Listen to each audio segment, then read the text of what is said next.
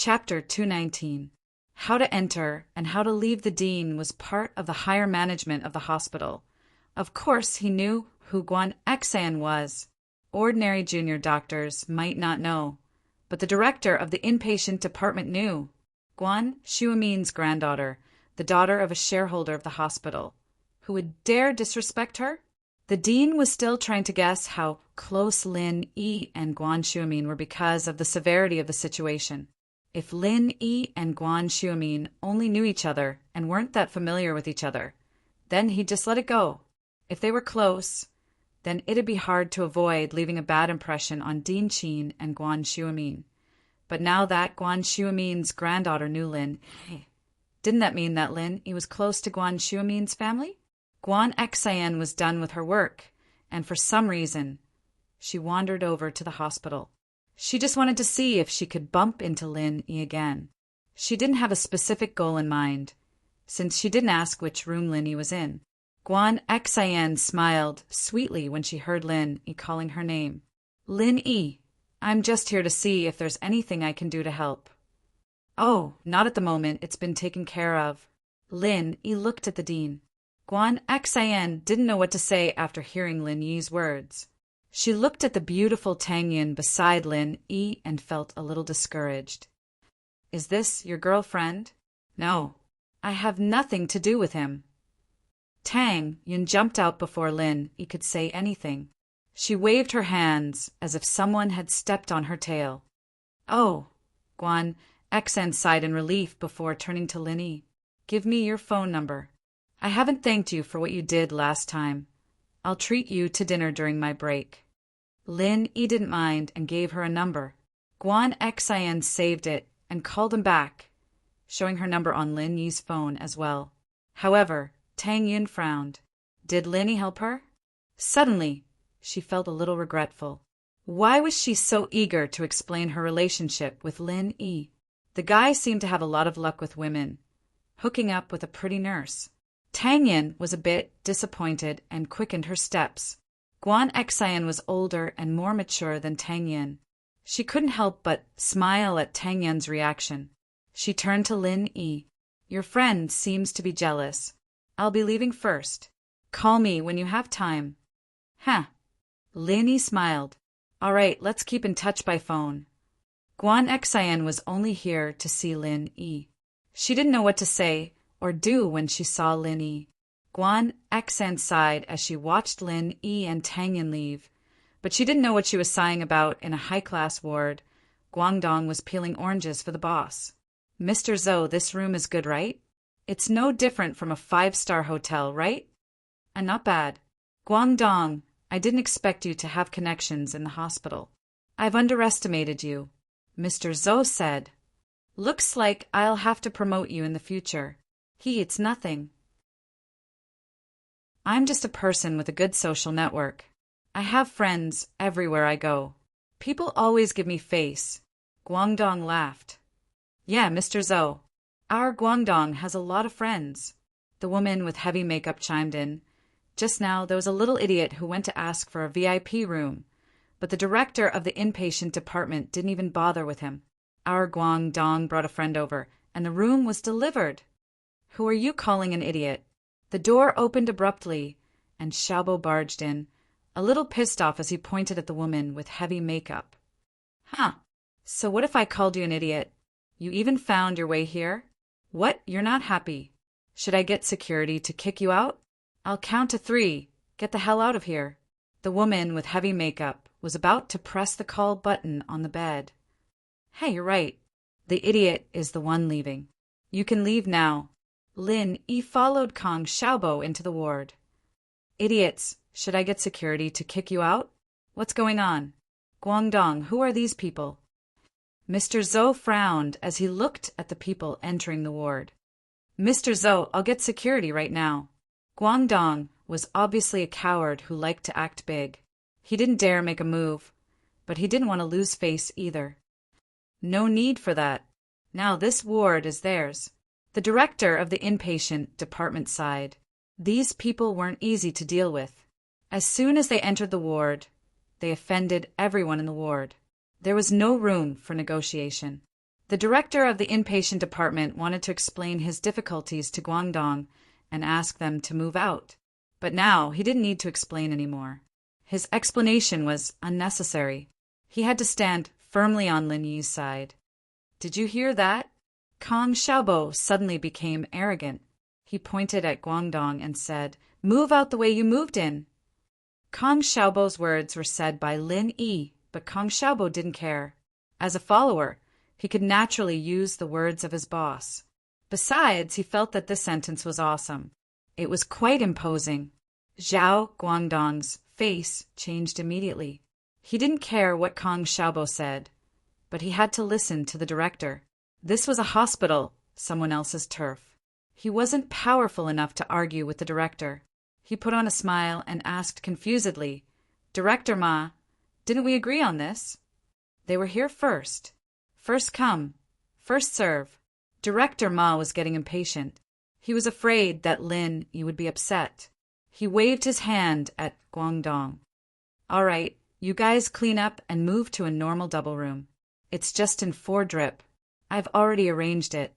But, Director Ma, for Dr. Liao's sake. Besides, our Mr. Zhou is here." Guangdong was in a difficult position. He didn't know why the director suddenly changed his mind, but he'd just bragged to his boss. If they changed rooms, Mr. Zhou wouldn't be happy. As expected, Mr. Zhou spoke before Guangdong could. "Director Ma, right? I'm Zhou Tiandi from the Tiandi Group. I'm friends with Director Sun from the Health Bureau. Songshan First Hospital was a city-owned hospital. It wasn't under the jurisdiction of the Health Bureau, but they were all in the same system. Under normal circumstances, the people in the hospital would give face. No one wanted to offend someone from the Health Bureau. After all, the director of the Health Bureau must have connections in the city's Health Bureau. It wasn't worth it to offend someone like that. Chapter 220. Give you a plain ticket. Tiandi's face darkened when the dean didn't say anything. "What? Dean Ma doesn't want to give me face anymore. There aren't many people in Songshan who can say no to me. Mr. Zhou." The dean didn't know who Tiandi was, but he'd heard of the name before. He was one of the most famous people in Songshan, starting out in the black and white world. A few years ago, he'd opened a large KTV and had quite a few connections. Enough with the useless stuff. I'm not leaving today. Let's see who can make me leave. Tiandi, naturally, wouldn't leave the room just like that. This wasn't just a simple hospital room anymore. It was a matter of his face in Songshan. If Tiandi obediently left the room today, he'd be the laughingstock of everyone tomorrow. Besides, he felt that he was in the right. Guangdong had already paid the fee and he had a ticket. Why would he be kicked out? "You're not leaving? I'll give you a plain ticket." Lin Yi didn't have the time to waste with this guy. Fun was waiting for him. With that, Lin Yi walked over and grabbed Tiandi by the collar, tossing him out along with the 4 bottle beside him. Tiandi was sent flying out of the room, landing on the bench in front of the door with a thud. The 4 bottle miraculously ended up hanging on the clothes hanging behind the bench. Lin Yi was already giving Tiandi a lot of face, telling him to leave after getting his 4 drip. Otherwise, he'd have made him crawl under the bench. Tiandi was a bit disdainful of Lin Yi trying to make a move on him. He was planning on scaring him. Who was he? He was Tiandi, a celebrity in Songshan. Was this guy trying to get physical with him? Was he looking to die? But before he could say anything, he felt his body floating in the air. The next moment, he was sitting on the bench in the hallway of the hospital. The dean didn't expect Lin Yi to be so violent, tossing him out without even listening to what Tiandi had to say. He smiled bitterly, but at least it saved him the trouble of explaining. Zhao Guangdong was also a little dumbfounded. What kind of person was this? He had never seen someone like this. One wrong word and he would lose face. However, Zhao Guangdong didn't dare to say anything to Lin Yi. He was a typical bully. When he saw his boss flying out, he hurriedly ran out of the ward to see if his boss was all right. "Mr. Zhou, are you all right?" Guangdong ran into the hallway and asked the pale-faced Tiandi. Tiandi was fine, but he was scared out of his wits.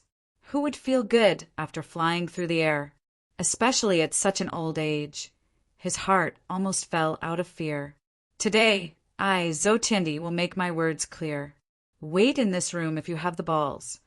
Otherwise get the hell out of here in an hour. Tiandi let out a sigh of relief as he pointed at the room. If you're still here, I'll make sure you stay in this room for half a year. Bam. Lin Yi slammed the door shut, not listening to what Tiandi had to say. You. Tiandi almost died from anger. He clutched his chest. Fine, if you have the balls, just you wait.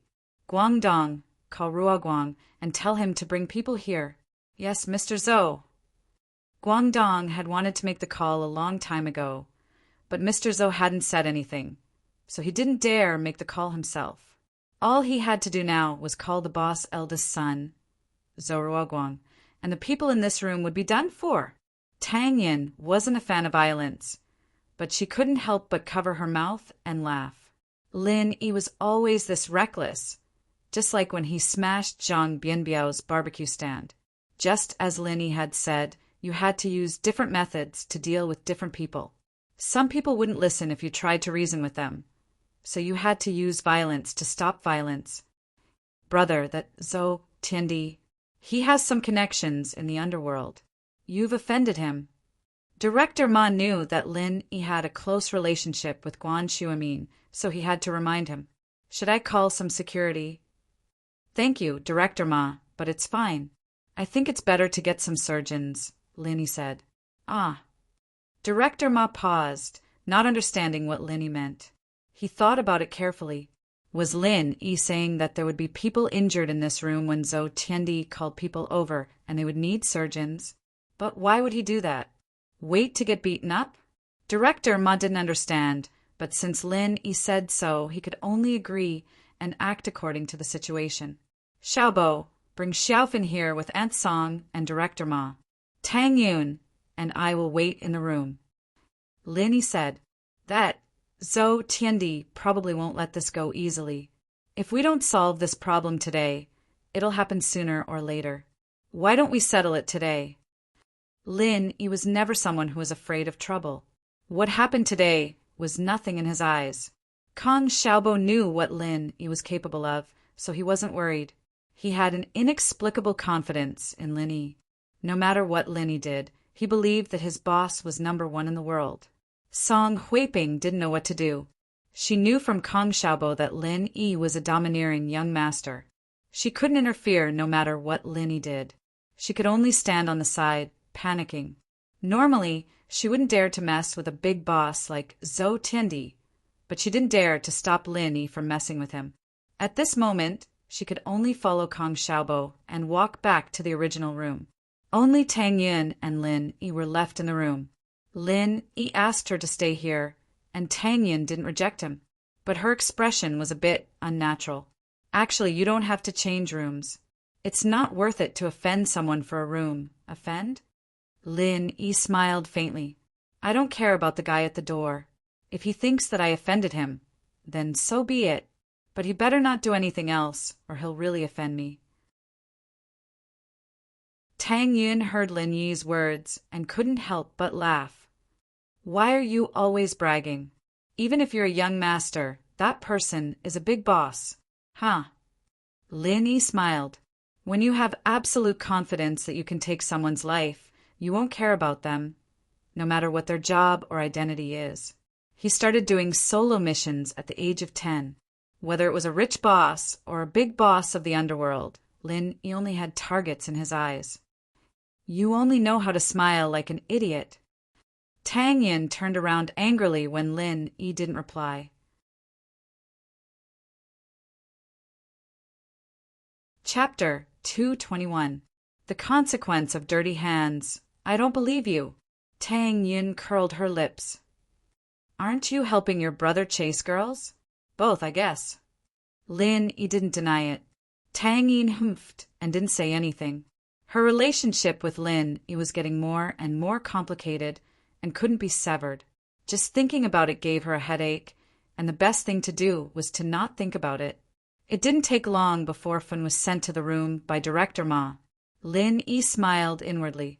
This Director Ma must have thought that he had a close relationship with Xu Amin. After settling Fun down, Director Ma left, and the room returned to silence. Zhou, Tiandi, Guangdong, and the others who were at the door had already left as well. Boss, what's with that Zhou? He left just like that? Didn't he tell us to wait? Kong Xiaobo was curious about Zhou Tiandi's departure. He went to find someone, right? Lin Yi naturally didn't think that Zhou Tiandi would let it go just like that. Maybe someone will come looking for trouble, and he's afraid of alerting the police, so he left first. Kong Xiaobo nodded, but before he could say anything, a commotion came from the hallway. The door was kicked open with a bang, and a yellow-haired man rushed in with 4 to 5 thugs. All the men in the room, come out. The yellow-haired man was just about to call all the men out when his eyes landed on Tang Yin. He didn't think that there would be such a beautiful woman in the room. The yellow-haired man was a pervert, and he was here to teach them a lesson. But after seeing Tang Yin, he changed his mind. He gave his lackey a look. As the leader, he couldn't say what he thought aloud. That would make him seem like a bad person. The lackey was the yellow-haired man's confidant, and he knew what the yellow-haired man wanted. He pointed at Tang Yin. You come out too. Tang Yin paused for a second and realized that the yellow-haired man had taken a liking to her and wanted to do something to her. She looked at Lin Yi in panic, only to see him standing there leisurely as if nothing had happened. Tang Yin calmed down as she felt annoyed. With Lin Yi there, she wouldn't be at a disadvantage, would she? Although she was a little conflicted that Lin Yi treated her so well. She hoped that Lin Yi would protect her in this situation. Tang Yin didn't know what she was thinking, but it was weird. The blonde nodded silently at his underling's actions. Since his underling had made it clear, he didn't need to hold back anymore. He reached out to hug Tang Yin, wanting to drag her out of the room. Tang Yin jumped in fright and tried to dodge, but she bumped into someone. She glanced sideways and saw that it was Lin Yi. She was about to ask what he was doing when Lin Yi grabbed the blondie's outstretched hand. Your hand is dirty. Lin Yi smiled faintly and looked at the blondie. I haven't hugged her yet, and you want to. Tang Yin's face reddened at Lin Yi's shameless words. She glared at him. What do you mean you haven't hugged her yet? Kid, since you haven't hugged her, then she has nothing to do with you. Are you trying to stand up for her? The blondie's face turned cold as he tried to pull his hand away, but he didn't. I don't have a pattern to my moves, so it's not about standing up for her. I just think that your hand is too dirty. With that, Lin Yi exerted strength, and with a crack, the yellow-haired man let out a heart-wrenching howl. Ouch! My hand! My hand! The blondie felt a piercing pain in his hand. He almost cried. I just gave you a small warning, and you're like this? Why are you so soft? Let me ask you, were you sent by that Zhou Tiandi? Lin Yi didn't think that the blondie would start crying after his hand was dislocated. Ouch! My hand! The blondie didn't answer Lin Yi's question. He was still wailing. Lin Yi didn't know what else to do. He helplessly exerted more force, and another crack sounded. All right, stop screaming, it's connected. Answer me now. The 4 lackeys that the blondie brought with him were dumbfounded. Who was this guy? Was he doing acrobatics? He dislocated the blondie's hand and then connected it again? They wanted to go up, but they hesitated. After all, the blondie didn't say anything, and they had to worry about his safety. Go together, kill this kid. The blondie's hand was connected, and the pain was alleviated a bit. Crack! Another crack sounded, and Lin Yi dislocated the blondie's hand again. Ouch! The blondie cried out in pain, but this time Lin Yi used more force than before. Not only was his hand dislocated, but it was also bent at an unbelievable angle. The blondie shouted twice before his eyes rolled back into his head, and he fainted on the ground. I shouldn't have connected it for you. You're too despicable. Lin Yi didn't bother asking him anymore. He turned to the lackeys who were walking over, hesitating. You guys, is there anyone with despicable hands? The four of them looked at the blondie's deformed palm. What kind of psycho was this? How could he be so cruel? No. The lackeys didn't want to end up like the blondie, and they shook their heads, subconsciously. Oh, then it's you. Lin Yi pointed at the lackey, who asked Tang Yin to go out with him. Tell me, did Mr. Zhou send you guys? The lackey was the blondie's confidant. He couldn't betray the blondie. Looking at the blondie on the ground, the lackey's heart was filled with hatred. He pulled out a dagger and charged at Lin Yi. I'll kill you. But just as he was about to get close to Lin Yi, the lackey suddenly changed directions and stabbed the dagger at Tang Yin. Tang Yin jumped and screamed. She wanted to dodge, but it was too late. Just as the dagger was about to reach Tang Yin, her body mysteriously tilted and fell towards the blondie, and the dagger stabbed into the blondie's bent hand. The yellow-haired man had already fainted from the pain, but when he was stabbed by his subordinate, he woke up with a cry of pain. Seeing his trusted subordinate stabbing him with a dagger, the yellow-haired man immediately exploded in anger. His subordinate actually betrayed him. What the F***CK do you want to do? The blondie didn't know where he got his courage from, but he used his left hand to pull out the injured dagger and pointed it at his confidant. You're stabbing me in the back.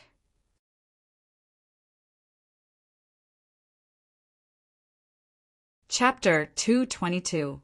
He's really scared after listening to his confidant's explanation. The yellow-haired man believed his words. This confidant had been with him for many years.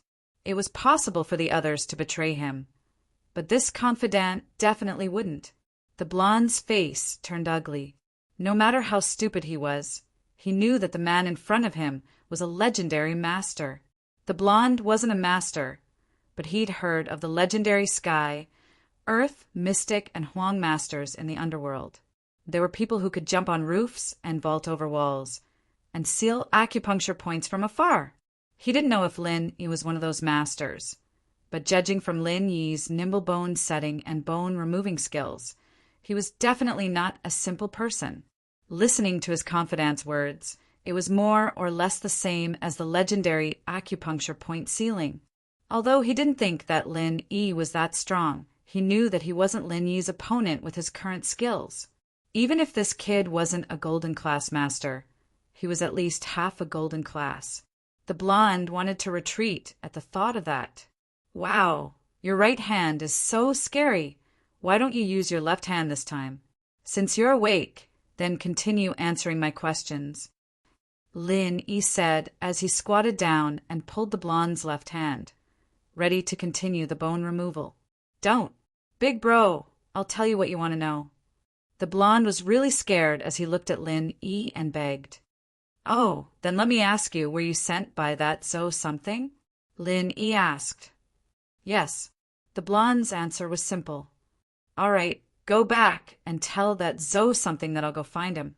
Lin Yi said. Okay, big bro, I'll tell him. The blonde quickly said. Crack. Another crisp sound. Lin Yi let go of the blonde's left hand, but it was already dislocated. Ouch. Big brother, I've already said it. Why are you still? Huang Mao jumped up from the ground in pain and looked at Lin Yi with some resentment. I look too kind. I'm afraid that you won't know that I'm a ruthless person and will come to the hospital next time. Lin Yi looked at the yellow-haired man with a smile without any sympathy. Blondie was about to cry. Big brother, I know you are a ruthless person.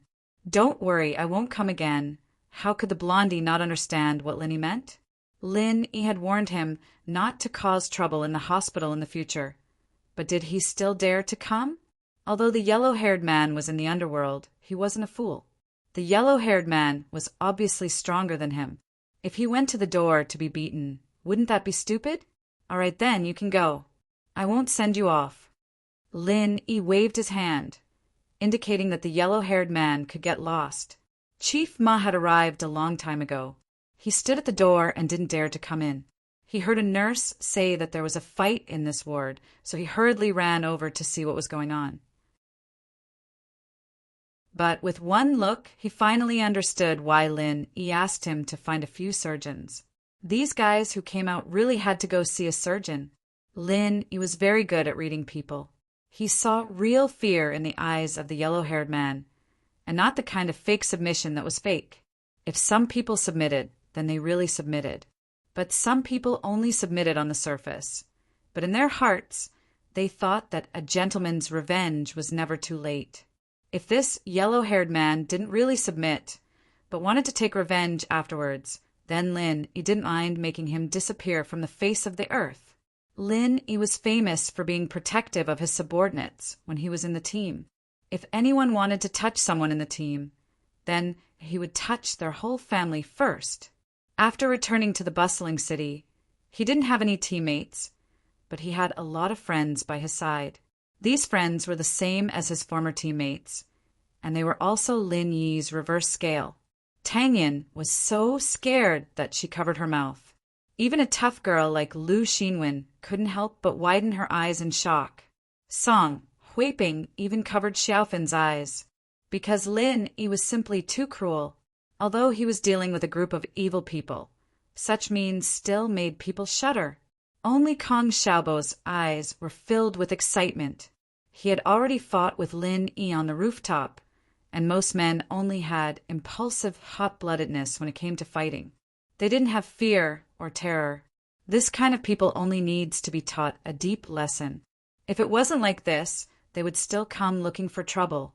Lin Yi saw everyone's expression and shrugged his shoulders in embarrassment. Boss, you're so cool. Can you teach me that move just now? Gotcha! That person's hand would be crippled. Kong Xiaobo was a little envious. I can teach you, but who should I use as a demonstration? Lin Yi smiled as he looked at Kong Xiaobo. Forget it then. Kong Xiaobo weakly retracted his hand and shook his head. The originally tense atmosphere in the ward was instantly relaxed by Lin Yi and Kong Xiaobo's humorous conversation. Even Song, Huiping laughed along. Xiaofan might have seen a lot of life and death situations, but she wasn't afraid of what happened before. She also laughed when she heard Kong Xiaobo's words. In the afternoon, Mrs. Tang was going to the food street to open a stall, and Tang Yin naturally had to help her mother. Xiaofan was fine, so Tang Yin prepared to leave. After Tang Yin left, Lin Yi didn't have any reason to stay, so he left with Tang Yin, leaving Kong Xiaobo and Lu Xinwen here to take care of Xiaofan. Kong Xiaobo had already confirmed his feelings. The 18-year-old Kong Xiaobo was impulsive and passionate. Although Xiaofan had all kinds of flaws, the stubborn Kong Xiaobo had already ignored them. Although Lin Yi was a little more rational than Kong Xiaobo, he wasn't that much rational. Lin Yi enjoyed the beautiful school life, but the days of living on the edge of a knife were getting further and further away from Lin. Yi smiled as he looked at Tang Yin, who was sitting in the front passenger seat with her head down. Tang Yin was still acting like a punching bag, as if he was bullying her every single day. The car drove into the shantytown, and Lin Yi parked the car at the place yesterday. The shantytown had returned to its usual noisy and leisurely state. The elderly were chatting with their neighbors in front of their houses, and the kids were running around. When they saw Lin Yi's car, they all curiously gathered around to see what was going on. The trauma of Xiaofan jumping off the building yesterday had disappeared, and the 3 sections building had returned to its usual peace. Send you back. Lin Yi frowned as he saw Li Erlin walking over leisurely. Tang Yin hesitated for a moment, but still nodded. Compared to Li Erlin and Zhou Ruoming, who were unreasonable people, she would rather deal with Lin Yi.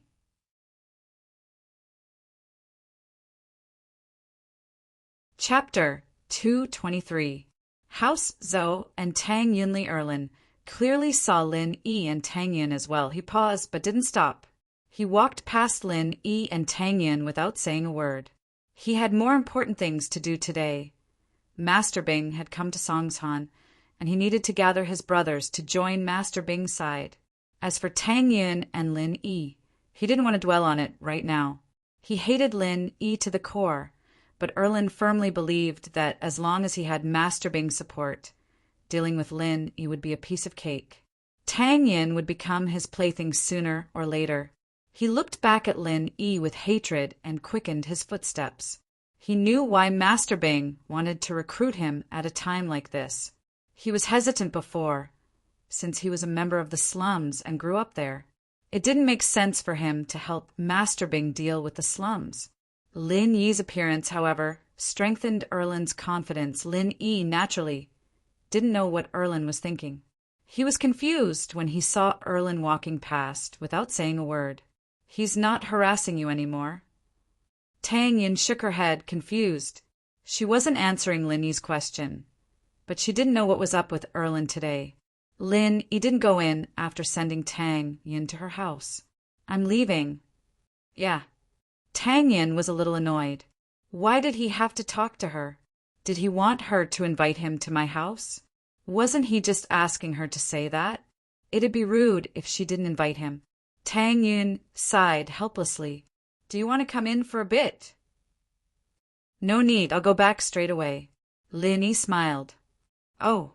Tang Yin was even more annoyed. She'd already lowered herself to invite him, and he still wouldn't come in? She turned around, ignoring Lin Yi as she ran back to her house. It was Monday, and Pin Liang couldn't wait to ask Zhou Ruoming out as soon as he got to school. "Liangzi, what's the matter?" Ruoming wasn't in a good mood. Yesterday's events pissed him off. It affected his entire plan. His original plan was to kidnap Tang Yin and force himself on her, just as Pin Liang had said. Originally, he had already talked to his elder brother, Zhou Ruoguang, and asked him to bring people to help. However, when he returned home last night, he tragically found that his elder brother had been beaten up. Both of his hands were crippled, and it would take a long time for him to recover. He had no choice but to postpone his plan. The situation was like this. Zhou Ruoming came home to see his father, Zhou Tiandi, sitting there with a pissed-off look on his face. "Dad, what's wrong with you?" Zhou Ruoming wondered why his father had such an expression as if he had been robbed of his money. Tiandi wasn't robbed of his money. He was robbed of his hospital room. In Songshan, although he wasn't the kind of person who could shake the world with a stomp of his foot, he still had some face. He had a lot of connections, but his hospital room was robbed by a bunch of random country bumpkins. If word got out, wouldn't he become a laughingstock? How was he going to survive in Songshan's upper-class society? And so, Tiandi told Guangdong to call his eldest son, the head of the North District's gangsters, Zhou Ruoguang. He told him to bring some men to the hospital and get back at them. If he didn't teach those country bumpkins a good lesson, he wouldn't be able to take this lying down. However, just as he was waiting for his son's good news at home, he received bad news. His son was injured by someone in the hospital room, and although he didn't know the details, his son was already on his way home. Zhou Ruoguang had suffered a huge loss. Ever since Tiandi opened a karaoke bar, he hadn't suffered a loss like this in a long time, especially after he helped his eldest son, Zhou Ruoguang, become the head of the North District. Tiandi became even more successful in the underworld. Don't ask so many questions. Go back to your room and do your homework. We, the Zhous, are counting on a genius like you to help us manage the company.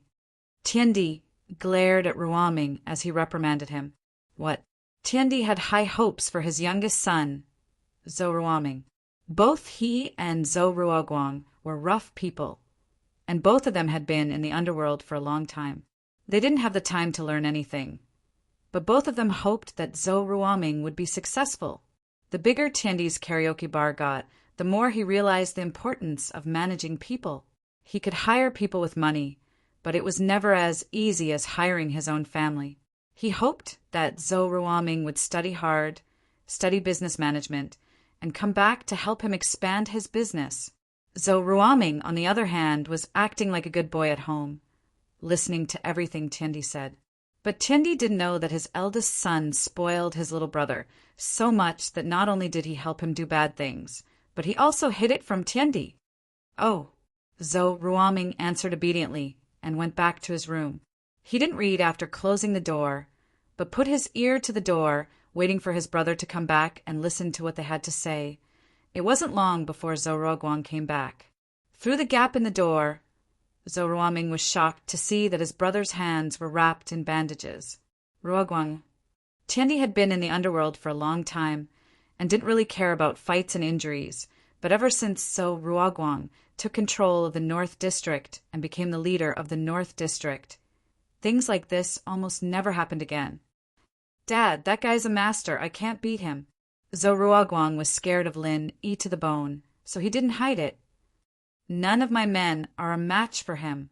I'm guessing that even if he's not golden class yet, he's close. He might even know how to use pressure points. What? That strong? That's impossible, right? Those two brats can't be more than 20 years old. How could they be masters? Tiandi paused, not believing it. Dad, to be honest, I don't believe it either, but he is indeed very powerful. Let's forget about this matter. We don't have any deep hatred with him. Zhou Ruoguang was a little scared as he said this. Fuck, you useless thing. Tiandi humphed coldly. Why are you so cowardly? You're not even as brave as that useless brother of yours, messing with girls in middle school. Look at you. I made the wrong decision back then. I should have let you study and let Ruoming join the underworld. Zhou Ruoguang lowered his head, not daring to look at his father.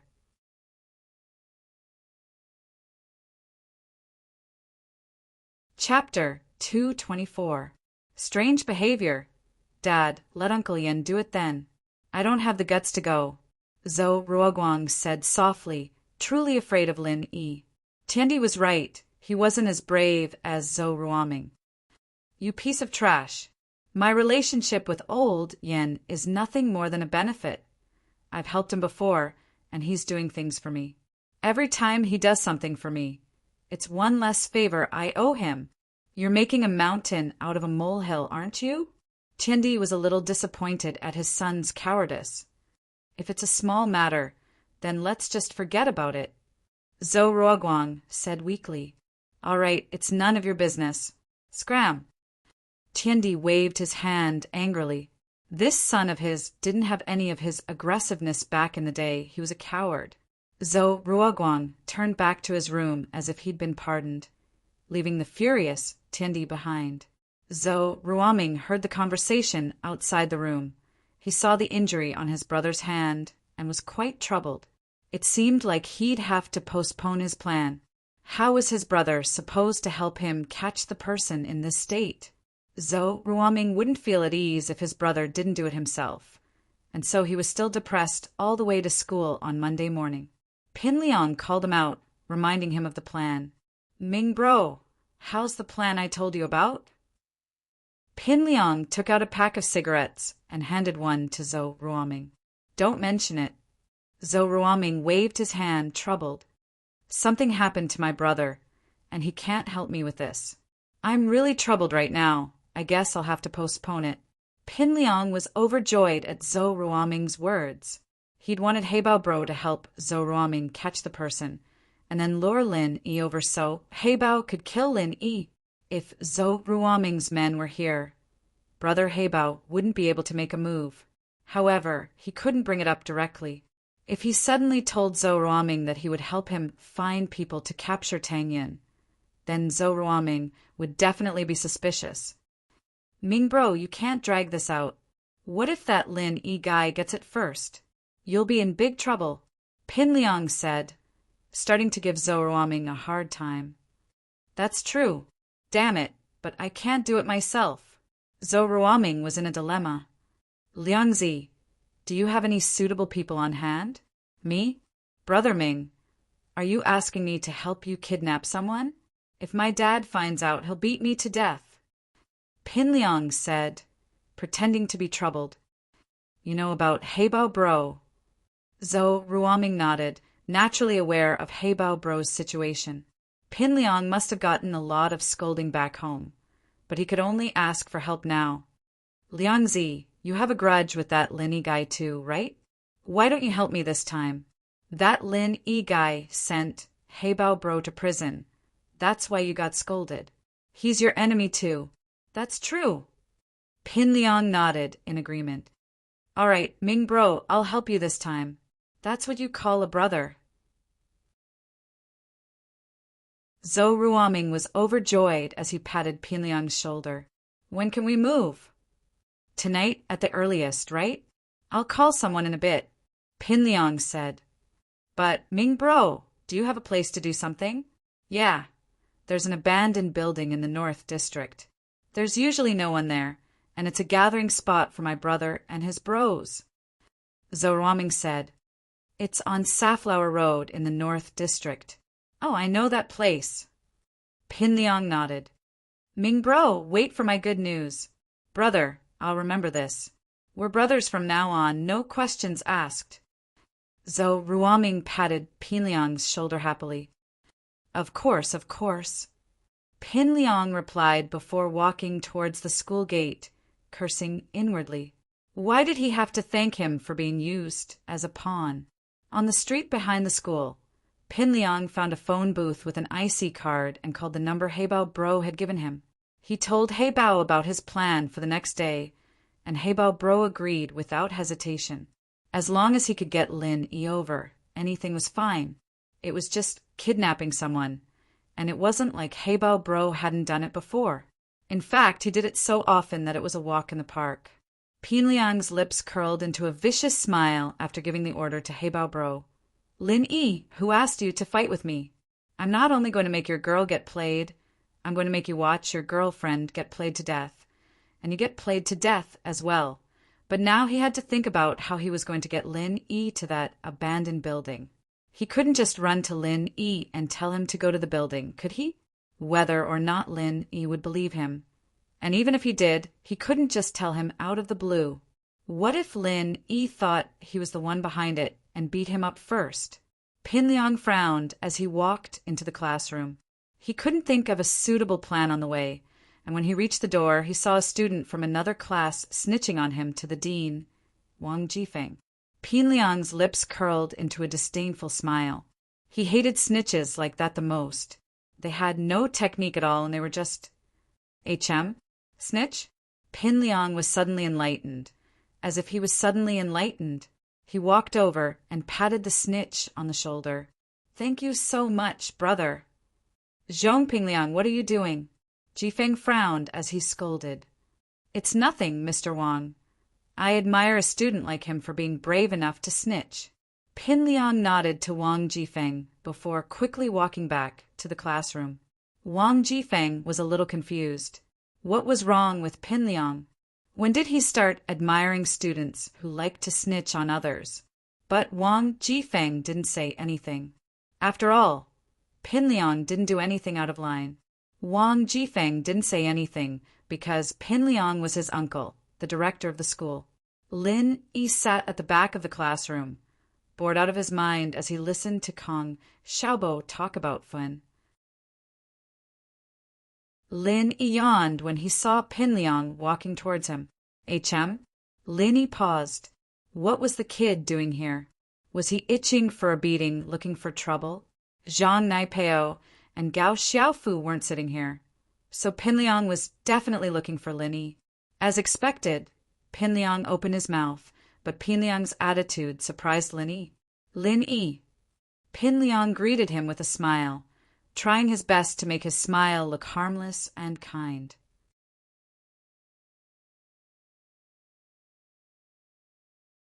Chapter 225. What trick, huh? Lin Yi, you sure know how to joke. Pin Liang said with a chuckle as he walked over, plopping down on the seat next to Lin Yi. What do you want? Just say it, if not scram. Lin Yi didn't want to talk to him at all. It was like the guy was having a stroke today. Lin Yi, don't be like that. We had some misunderstandings before. But it's not something that can't be resolved. Pin Liang's words stunned Lin Yi. Misunderstanding? Lin Yi looked at Pin Liang interested. What was up with this guy today? He was smiling like a god just now, and now he was telling him that it was a misunderstanding? Did he hear that right? Was he stupid, or did he have some ulterior motive? Misunderstanding? Pinliang, you know better than me if it's a misunderstanding or not. Hey Bao's in there. How can it be resolved? Yang Ming said with a half-smile. Oh, right, I almost forgot. I think Hey Bao's out. You need to be careful. Don't let him cause you trouble. Ha, Linny, you're such a joke. What does Hey Bao bro have to do with me, ha? Pinliang laughed dryly. All right, if you have something to say, then say it. I don't have time for bullshit. Linny frowned. This guy was acting weird. Actually, I have something important to tell you. Pinliang lowered his voice. It's very important. It concerns the people around you. What is it? Lin Yi was getting impatient. He didn't know what Pinliang was trying to say, but there was no way Lin Yi was going to believe everything he'd said before. It was all bullshit. I can't tell you right now. How about this? I'll treat you to dinner tonight and tell you in detail. Pinliang said. Of course, you don't have to come if you really don't want to know. I'm just being nice. Nice? Lin Yi wasn't an idiot. He could tell from Pinliang's contradictory words that the kid was lying to him. But why was he tricking her? He wants to treat me to a meal? What could Pinliang possibly have to do with the people around him? Good intentions? If you have good intentions, then say it now. Lin Yi said lightly. Lin Yi, you know, I'm under a lot of pressure to tell you about this. This matter is related to another person, and I'm telling you about this behind his back. I've been struggling a lot in my heart. Pinliang said worriedly. He won't let me go if he finds out that I told you. Snitch. Lin Yi narrowed his eyes as he looked at Pinliang, trying to read his expression. But Pinliang's face was still as fearful as ever. Pinliang had put in a lot of effort in order to put on a good show. He'd planned it outside the classroom for a long time before coming here. Naturally, he couldn't let Lin Yi see through his act so easily. But Lin Yi was sure that the kid had ulterior motives. And so there was a problem here. There was definitely a problem. I'll tell you the truth. That person wants to commit a crime against someone close to you. I know about this, and I'm afraid that I'll be dragged into this. You know, not reporting is considered covering up. I'm afraid that I'll be dragged into a lawsuit. So I came here to tell you about this. Pinliang said softly. To tell you the truth, I almost got sued for Heibao Bro's incident last time. My old man spent a lot of effort to settle it, and I don't want anything to happen again. I'm graduating soon, and I still want to go to university and date Meng Yao. I don't have time to go to prison for a vacation. Committing a crime against someone close to him? Lin raised an eyebrow. Who was this someone he was referring to? Meng Yao? It couldn't be. Pinliang shouldn't know about his relationship with Meng Yao. If that was the case, then it couldn't be Yushu. Then who could it be? Kong Xiaobo? Tang Yin? All right, that's it for now. Class is about to start, so I'll be heading back first. You decide if you want to go or not. With that, Pinliang stood up and prepared to leave. I'm very sincere, so don't blame me if something happens to you if you don't go. I'm the one who tipped you off. Mr. Lu walked in, and Pinliang walked back to his seat. Lin Yi, however, stared at Pinliang's back. This kid was trying to be nice for no reason, so he had to be hiding something. But his last sentence made Lin Yi suspicious. Lin Yi wasn't afraid of Pinliang playing tricks on him, but Lin Yi would teach him a lesson if he were to play tricks on someone close to him. Lin Yi hesitated for a moment before sending Meng Yao a message. Pinliang wants to treat me to dinner tonight. He said he has something important to tell me about someone close to me. Lin Yi looked at Meng Yao after sending the message. As expected, Meng Yao lowered her head and fiddled with her phone for a while. Lin Yi's phone vibrated twice, notifying him of a new message. He knows about our relationship? I'm not sure, but I don't think so. Lin Yi replied. Oh, then go see what he wants. Meng Yao replied. Since Meng Yao said so, Lin Yi went to see what Pinliang was up to. After class, Pin Liang didn't come back to ask Lin Yi about his decision. Instead, he rushed out of the classroom. Lin Yi smiled faintly and followed him out. Kong Xiaobo followed, closely behind. Boss, Pin Liang wanted to treat you to dinner? Kong Xiaobo was in front of Lin Yi, so naturally he heard the gist of it. He was about to ask Lin Yi about it when Mr. Liu came in. Yeah, I don't know what he wants. He said, he wants to tell me something important. It's related to someone close to me. Lin Yi said as he walked. You and Tang Yin are the only friends I have. I don't know who he's talking about. Someone close to you. Kong Xiaobo paused. Boss, Pin Liang went downstairs. Should we follow him? I'm not following him. Lin Yi said as he walked to the window in the hallway, looking out at the school field. He said that someone's trying to harm someone close to me, and he's here to give me the details. He's going to treat me to dinner tonight before he tells me the details. Harm the people around you. Xiaobo blinked, disdainful. Would he be that nice? If someone really wants to harm me or Tang Yin, he's most likely watching from the sidelines. Why would he tell me about it?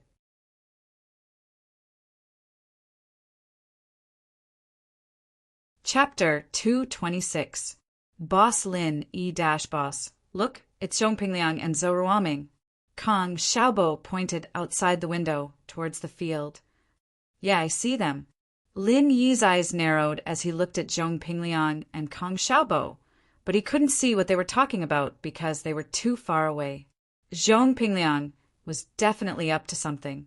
Lin Yi didn't know when he started colluding with Zhou Ruoming, running out the moment class ended and talking to Lin Yi about something. Zhong Pingliang was talking to him about something highly secretive. Could it have something to do with Zhou Ruoming? Boss, since Zhong Pingliang said that, I don't think it's possible that he's targeting me, but Tang Yin. Kong Xiaobo wasn't stupid. He thought of Tang Yin after seeing Zhou Ruoming. Yeah, you go with Tang Yin tonight to visit Fun. I'll go see what Zhong Pingliang is up to. If anything happens, contact me. Don't separate from Tang Yin. Lin Yi ordered Kong Xiaobo after some thought. Don't worry, boss. I've already protected sis-in-law. Kong Xiaobo patted his chest. The bell rang, and Lin Yi and Kong Xiaobo went back to class. After a while, Zhong Pingliang rushed in, glancing at Lin Yi before returning to his seat. Zhong Pingliang didn't bother Lin Yi the entire morning, as if he'd forgotten about what he said in the morning. It wasn't until lunch break that Zhong Pingliang walked over. Lin Yi, what do you think? Have you made up your mind? Where are we going tonight? Lin Yi asked faintly. Since he decided to see what Zhong Pingliang was up to, Lin Yi didn't decline. Tonight at Liangbai Hotel, Pin Liang added.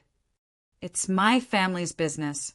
The bright white hotel was named after Zhong Pingliang and Zhong Fabai, but Zhong Fabai was too creative.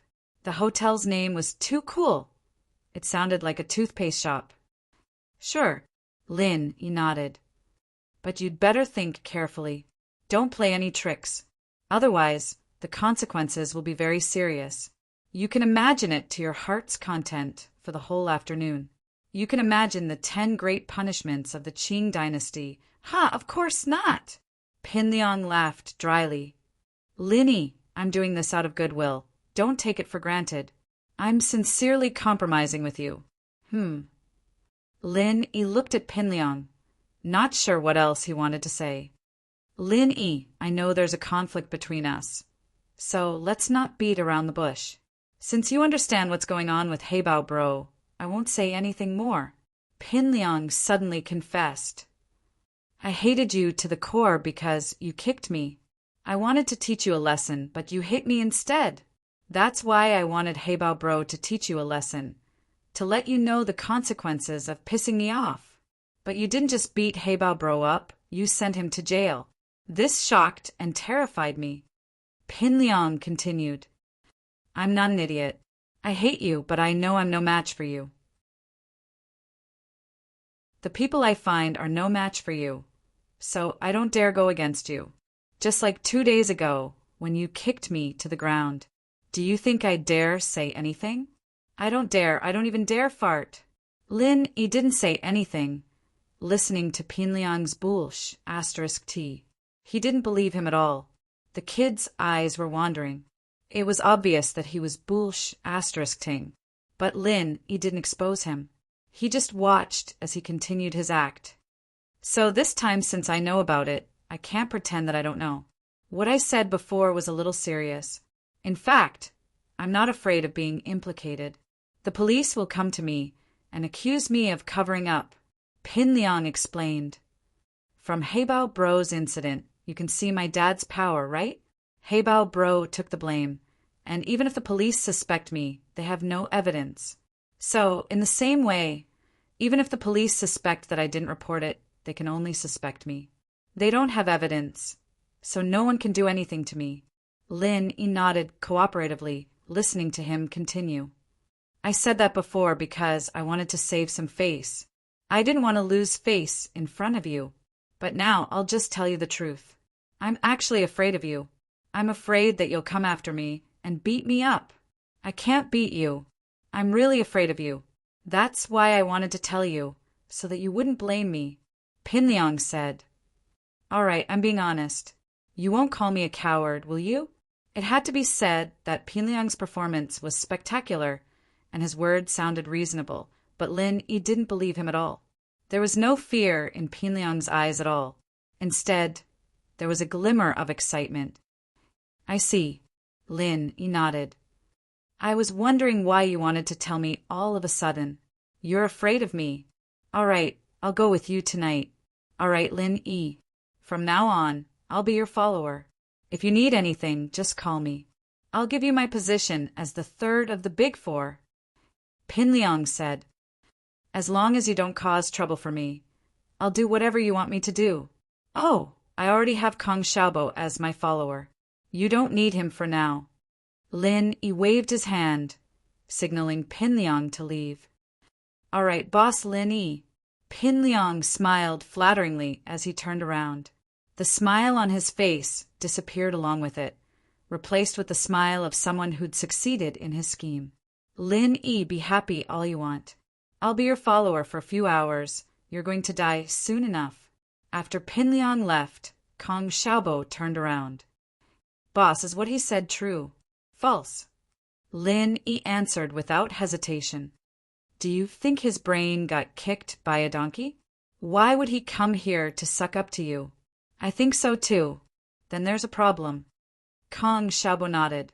After school, Kong Xiaobo followed Lin Yi's instructions and ran out of the classroom to wait for Tang Yin.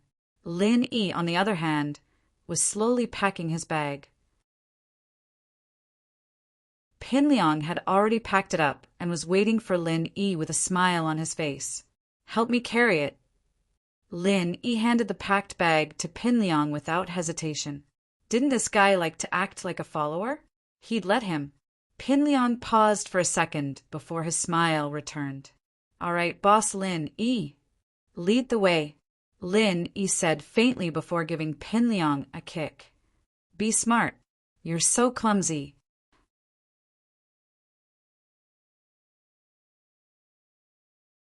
Chapter 227. Chapter 227. Waiting for news what Pinliang was going to do today was approved by Zhong Fabai, and so Zhong Fabai sent one of his men to drive an Audi and wait for him at the school gates. Boss Lin Yi, please get in.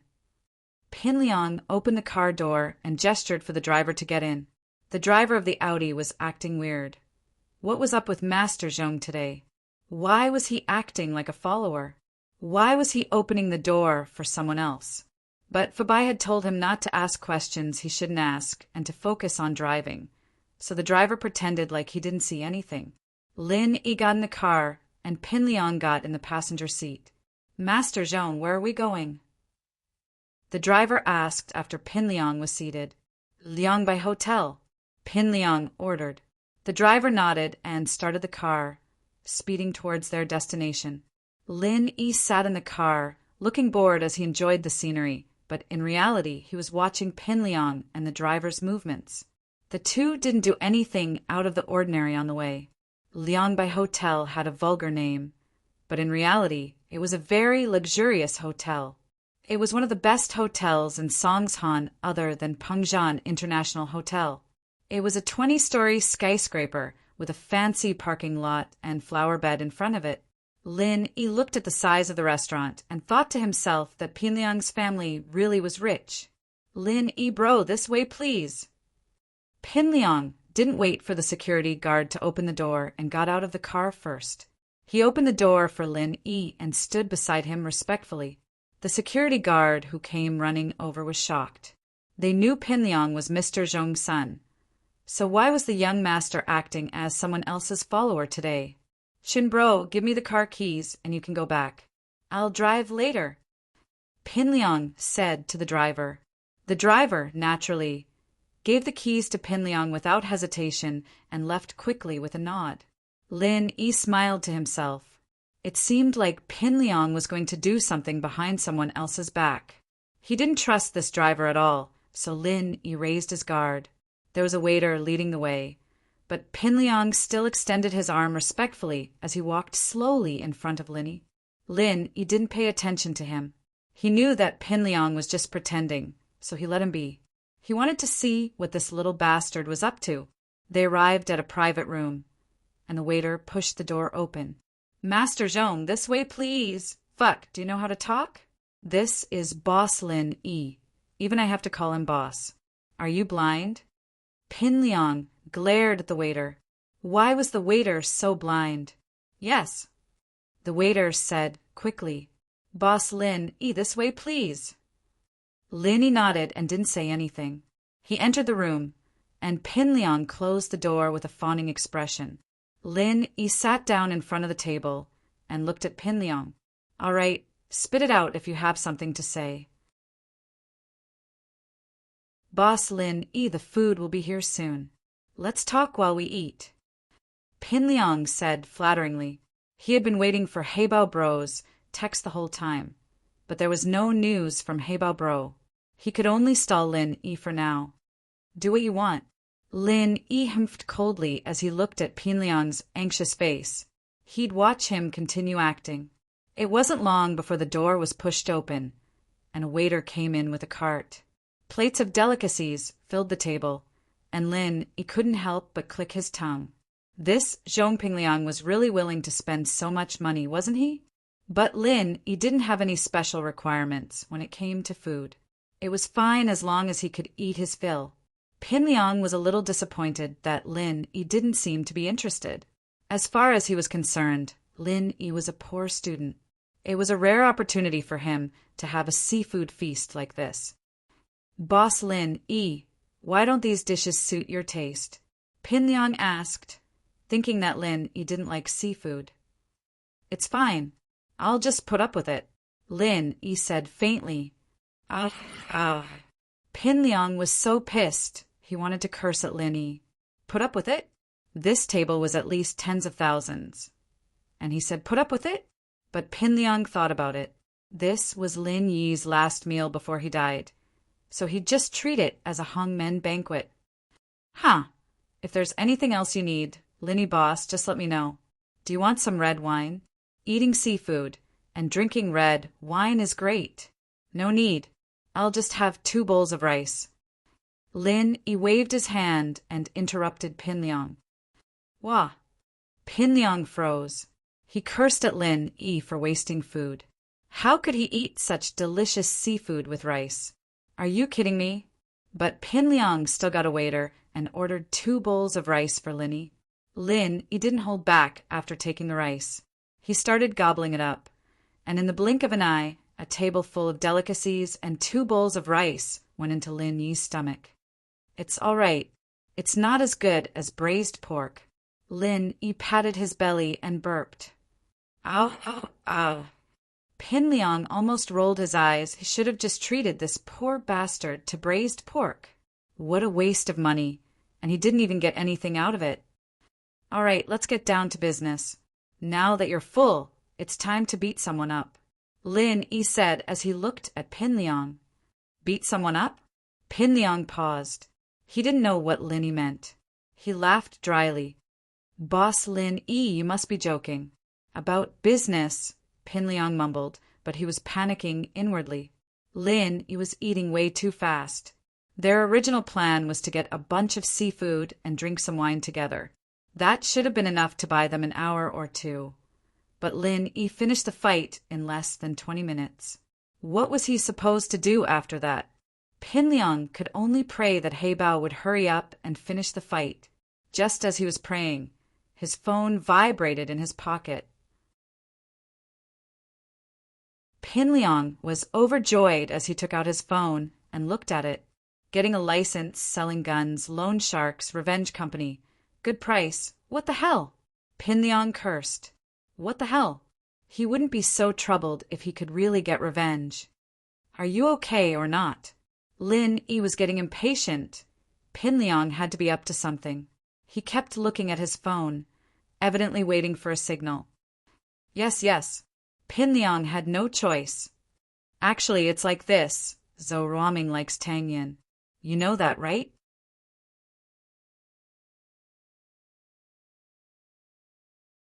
Chapter 228. How dare you hit me? Zhou Ruoming knew about our conflict, so he came to me to discuss how to deal with you. Pin Liang nodded. Ah, Linny boss, you won't be angry about what I'm about to say, will you? Pin Liang pretended to be scared. Just say it. Don't talk so much point. If it's not your business, I won't bother you. Lin Yi frowned. All right, I just said it casually. Tang Yin's with Lin Yi, so you won't have a chance anymore. Might as well force yourself on her. Pin Liang didn't see any change in Lin Yi's expression before continuing. What I didn't expect was that my words actually reminded that Zhou Ruoming, saying that it wasn't too late for him to force himself on Tang Yin, and that she'd follow him as long as he got on top of her. I was afraid of Zhou Ruoming's power, so I could only say yes. But after I went back, the more I thought about it, I was covering up a crime. If I didn't report it, Linny boss would never forgive me if he knew the truth, so When is he going to carry out this plan? Lin Yi interrupted Pin Liang and grabbed him by the collar. Lin Yi had guessed that Pin Liang was up to no good, but he didn't expect him to be this devious, encouraging Zhou Ruoming to deal with Tang Yin. Lin Yi didn't believe that things were as simple as Pin Liang made them out to be. This plan was most likely Pin Liang's idea, and now he was here to talk to him about it. He was treating him to a meal, and he was stalling for time. Not good. Lin Yi's heart tightened as a bad feeling rose in his heart. If what Pin Liang said was true, then Zhou Ruoming's plan to deal with Tang Yin might be tonight. Pin Liang didn't expect Lin Yi to grab him by the neck just because he said something wrong. Is it tonight? Lin Yi's hand wrapped around Pin Liang's neck. Ahem. Boss Lin, you let go first. Pin Liang coughed twice, his face red. He couldn't catch his breath anymore. Where are they? Lin Yi smiled coldly as he tightened his grip. If it weren't for the fact that he didn't know where Tang Yin went downstairs, Lin Yi would have squeezed Pin Liang to death. Pin Liang, I advise you to stop pretending. You think I'll believe you just because you're bad at acting? Fuck. Pin Liang took a deep breath. Fuck, you're messing with me. Since Lin Yi had seen through him, Pin Liang didn't bother pretending anymore. There was no need for it, but he was starting to regret pretending to be Lin Yi's follower for so long. Where's Tang Yin? Lin Yi loosened his grip on Pin Liang's hand. Lin Yi knew that Pin Liang would faint from lack of oxygen if he kept squeezing like this. Maybe Zhou Ruoming killed her already? Pin Liang smiled coldly. There was no need to keep up the act now that they were on bad terms. What? You want to beat me up? But you better think about it. If you beat me up, you won't be able to see Tang Yin anymore. Beat me up. Beat me up. Pin Liang looked like he had Lin Yi in the bag. He was sure that Lin Yi wouldn't dare do anything to him now. Bang! Ouch! Pin Liang wailed as he held his nose. It was bleeding from Lin Yi's slap. You dare hit me? Do you believe that I won't tell you where Tang Yun is? Bang. Ah. Pin Liang looked at Lin Yi in disbelief. You don't want to know where Tang Yun is. Bang. If Lin Yi had wanted to kill Pin Liang, he'd be dead already. Lin Yi was just teaching him a lesson. You won't keep it a secret. You wouldn't have come looking for me if you didn't want to. If I'm not wrong, you and Zhou Ruoming are working together to deal with me, right? You probably found someone to ambush Zhou Ruoming at the place where he's going to commit the crime. Then you pretended to be friendly and gave me a tip. You're actually trying to lure me there and take revenge on me. Am I right? And the person who ambushed me, let me think. It should be Heibao, right? How could it be so coincidental? He just escaped yesterday, and you're already targeting me today. Only that idiot Heibao would help you take revenge. He must hate me for sending him to prison, right? So what if you're right? Pin Liang humphed coldly. You're just wasting time here. Tang Yin would have been dead by then. Haha, go ahead and hit me. If you have time to hit me all you want. It's your time that's being wasted. Bang! Another punch. Are you crazy? Pin Liang looked at Lin Yi in disbelief. You still have time to hit me? You keep looking at your phone, which means that you have a secret code with Heibao. He'll contact you via text or some other method after he's done. Lin Yi curled his lips and looked at Pin Liang with pity. But you haven't received the text yet. That means that Heibao hasn't succeeded yet. You don't have to be so alarmist. Oh. Pin Liang took a deep breath and clenched his fists. He felt like a fool, being toyed with by Lin Yi like this. Lin Yi had guessed his thoughts and plans correctly. It made him want to go crazy. He wanted nothing more than for Lin Yi to die right now. But Pin Liang loosened his fists in the end. He only needed to trick Lin Yi into going to Heibao Bro's place, and Heibao Bro would be able to take care of Lin Yi. He'd be able to get his revenge then. At that thought, Pin Liang swallowed the humiliation. Fine, I'll take it that you're right. Then I won't waste any more words with you. Come with me. Heibao Bro's waiting for you at the unfinished building on Red Flower Street. You wouldn't have gotten beaten up if you'd listened to me earlier. Lin Yi patted the back of Pin Liang's head. Don't do stupid things like that again. Phew.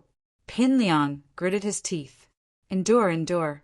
I'll turn into a ninja turtle and let you be cocky for a while. You'll know what tragedy is next.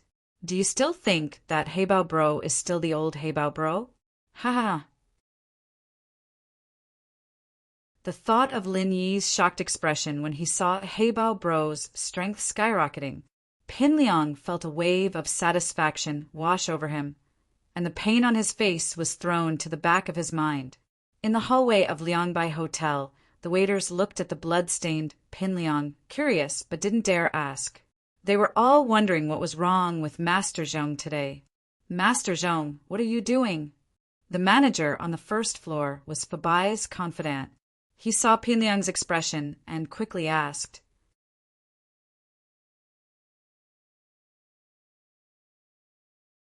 Chapter 229.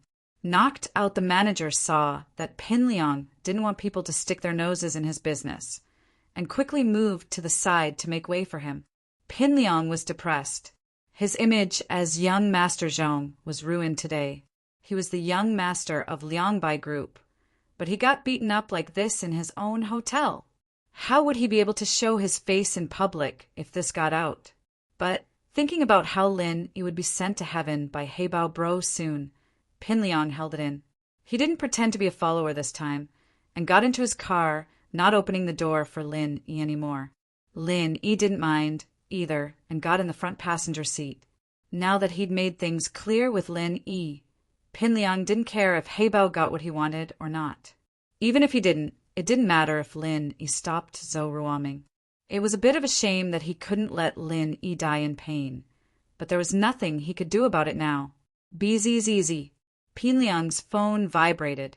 Pin Liang was about to take it out for a look when he remembered that Lin Yi was beside him. He quickly pulled his hand back. Heibao texted? Let me see. Lin Yi said, glancing at Pin Liang. All right. Pin Liang handed the phone to Lin Yi, depressed. He finally understood what it meant to not fight when the odds were against him. Not showing Lin Yi would only get him beaten up. Lin Yi, on the other hand, picked the weak spots that wouldn't kill him. Pin Liang was in so much pain that he didn't pass out, and provoking Lin Yi was asking for it. Pin Liang didn't dare go overboard now that they were at loggerheads. Lin Yi had already seen through him, and he didn't have anything to threaten Lin Yi with. It's done. There were only a few words on the phone screen, but Lin Yi was sure that it was a message from Black Panther. Drive faster, Lin Yi said as he tossed Pin Liang's phone onto the driver's seat. Pin Liang wanted to buy some time, but he was afraid that Lin Yi wouldn't be happy. He stepped on the gas pedal. It was past rush hour anyway, and there weren't many cars on the road. Zhou Ruoming? A hoarse voice came from the other side of the phone. I am. May I know if you're one of Master Zhong's men? Zhou Ruoming had been waiting for Pin Liang's men to contact him. Yes, I have arrived at the unfinished building. Where are you? The man asked. I'm nearby, Zhou Ruoming said. Okay, I'll wait for you in front of the unfinished building. The other party hung up the phone without waiting for Zhou Ruoming to say anything. Zhou Ruoming quickly ran to the unfinished building, but froze when he saw who it was. Black Panther Bro. It was Black Panther Bro. What was going on? However, Zhou Ruoming was only slightly surprised. His expression returned to normal, but his heart was in turmoil. Pin Liang was using Black Panther Bro to do things for him. The news of Black Panther Bro's escape was reported on the TV, and Zhou Ruoming saw it as well. He thought that Black Panther Bro would leave Songjiang after escaping and wouldn't stay here and wait to be caught. But things didn't turn out as he wished. Black Panther Bro was helping Pin Liang catch Tang Yin, and this confused Zhou Ruoming. But Zhou Ruoming didn't say anything. This wasn't something he was worried about. He didn't care why Black Panther Bro didn't escape, but whether Tang Yin was caught or not. Black Panther Bro, hello, I'm Zhou Ruoming. Zhou Ruoming ran to Black Panther Bro and greeted him respectfully. You know me. Black Panther's eyes flashed with sharpness. I'm young Master Zhong's good friend. Of course, I've seen Black Panther Bro before. Zhou Ruoming's heart tightened. Black Panther Bro, what I'm doing today is illegal. You have to help me keep a lookout, okay? Black Panther heard Zhou Ruoming's words, and his expression softened a little. Zhou Ruoming let out a long sigh of relief. Black Panther escaped, and he recognized him. What if Black Panther didn't trust him and killed him? But Zhou Ruoming wasn't stupid. He quickly said that what he was going to do today was illegal as well. So if one of them reported the other wouldn't be able to get away with it. Black Panther Bro, what about Tang Yin? Zhou Ruoming turned his attention back to Tang Yin when he saw that Black Panther Bro wasn't going to talk about it anymore. In fact, whether Black Panther Bro ran or where he went had nothing to do with Zhou Ruoming. He didn't want to care about this kind of thing. He fainted. I fed him the medicine. It's in that van. Black Panther pointed to an old white Nissan van not far from him.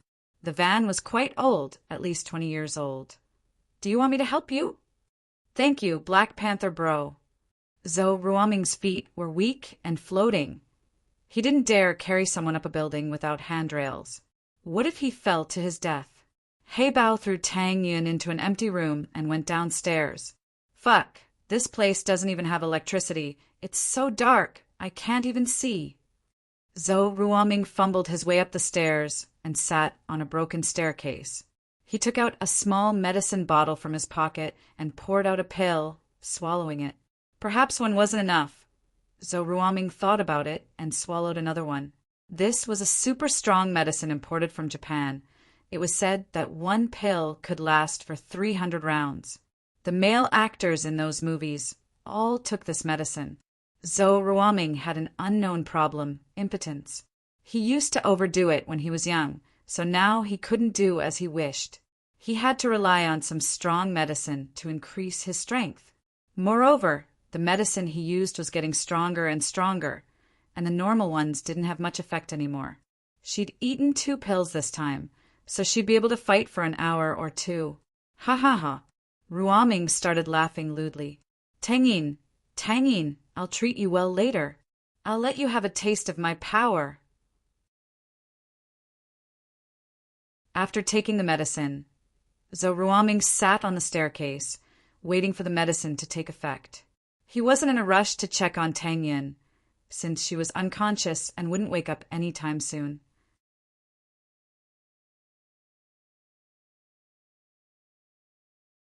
Chapter 230.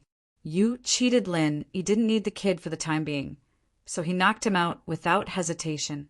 Lin, he didn't get out of the van, but sat in it and observed the surroundings. Lin, he get out. A person got out of the van and stood not too far from Lin Yi's car. It was Heibao. Lin Yi had guessed correctly. Golden class, late phase peak. Lin Yi frowned. It was one of Lin Yi's golden fingers to be able to see through a person's true strength, but Lin Yi was still confused as to how Heibao could suddenly go from a person who didn't have much strength to a golden class late phase peak. Lin Yi wanted to wait a bit longer, but Tang Yin was still on top of the building. Lin Yi had no choice but to get out of the car. He had to take care of Heibao as soon as possible, or Tang Yin would be in danger. Lin Yi, you didn't expect this, did you? I escaped from the police? Heibao looked at Lin Yi like he was a lamb waiting to be slaughtered, his eyes bloodthirsty. Yeah, I didn't expect this. Lin Yi nodded. But there are some things you wouldn't expect. What do you mean? Heibao paused. I'm actually a golden class, early phase master. Lin Yi's aura burst out of his body as he spoke, suppressing his strength to the early phase of the golden class. HM? Heibao paused, but then laughed mockingly. He didn't know how strong Lin Yi was before he became a golden class late phase peak. He only thought that Lin Yi was just a bit stronger than a normal person. But now he found out that Lin Yi was a golden class master as well. But early phase golden class was nothing in Heibao's eyes. He had the strength of a golden class late phase peak, and early phase golden class was like an adult looking at a newborn baby. What are you laughing at? Lin Yi asked calmly.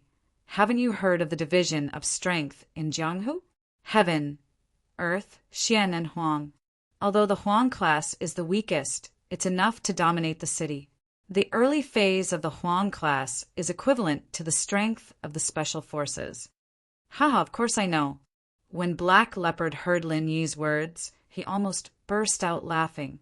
With your strength, you still want to show off in front of me? Do you think you are very powerful? Since you know, why are you still standing here? Do you want me, an early phase golden class master, to send you to heaven? Lin Yi said casually. Huh. Heibao smiled again very brightly. He really didn't know what arrogance was. An early phase golden class was already this arrogant. Well, then let me see how powerful you, an early phase golden class master, are. Lin Yi's attitude today was very unusual, and it was different from Lin Yi's usual style of doing things. If Heibao knew Lin Yi's temperament, he would definitely feel that something was wrong today. Lin Yi, who was always not very flamboyant, became arrogant today, but Heibao didn't know, so he felt that Lin Yi was an egomaniac. Come on. Lin Yi looked at Heibao with disdain. I'll let you see the strength of an early phase golden class. Lin Yi put on a contemptuous posture, facing Lin Yi's disdainful attitude. Heibao smiled coldly, as if treating Lin Yi as an ignorant person. His body moved slightly, and he suddenly threw a punch at Lin Yi. Lin Yi smiled faintly and threw a punch as well, meeting Heibao's fist. Heibao laughed at Lin Yi's stupid. He dared to take a punch from a peak late phase golden class with just this little bit of strength? A punch from a mid-phase golden class was enough to heavily injure an early phase golden class, let alone a peak late phase golden class master like him. If he used his full strength, then one punch would be enough to kill an early phase golden class like Lin Yi. This wasn't what He Bao wanted to see. According to Pin Liang's instructions, he wanted to heavily injure Lin Yi first, then bring Lin Yi up and watch as Zhou Ruoming ravaged Tang Yin, letting him die in pain. So in order to not kill Lin Yi, He Bao only used the strength of a mid-phase golden class. He only needed to heavily injure Lin Yi. Bang! Two fists directly bombarded together, making a muffled sound.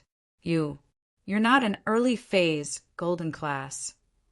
He Bao's eyes were filled with disbelief, and before he could say anything, his whole body flew out and landed heavily on the ground. Lin Yi didn't wait for He Bao to hit the ground. He flashed in front of He Bao and stepped on his chest. Crack! Several ribs broke. Lin Yi kicked him a few more times, and He Bao's eyes rolled back and he fainted. Before he fainted, he said in pain, "You cheated." Lin Yi curled his lips. "My master said that a qualified assassin will do whatever it takes." In Lin Yi's eyes, there were no rules at all. As long as he could achieve his goal, it was enough. Talking about rules with an assassin was bullshit. If Lin Yi had revealed the strength of a late phase golden class like He Bao from the start, He Bao wouldn't have been so careless, and he wouldn't have only used the strength of a mid-phase golden class when he punched. Although Lin Yi was proficient in assassination and had the art of dragon mastery, it wasn't impossible for him to defeat He Bao. It was just a matter of time. But the problem was that Lin Yi didn't have that much time. Tang Yin was upstairs, and Lin Yi didn't have that much time to waste with He Bao.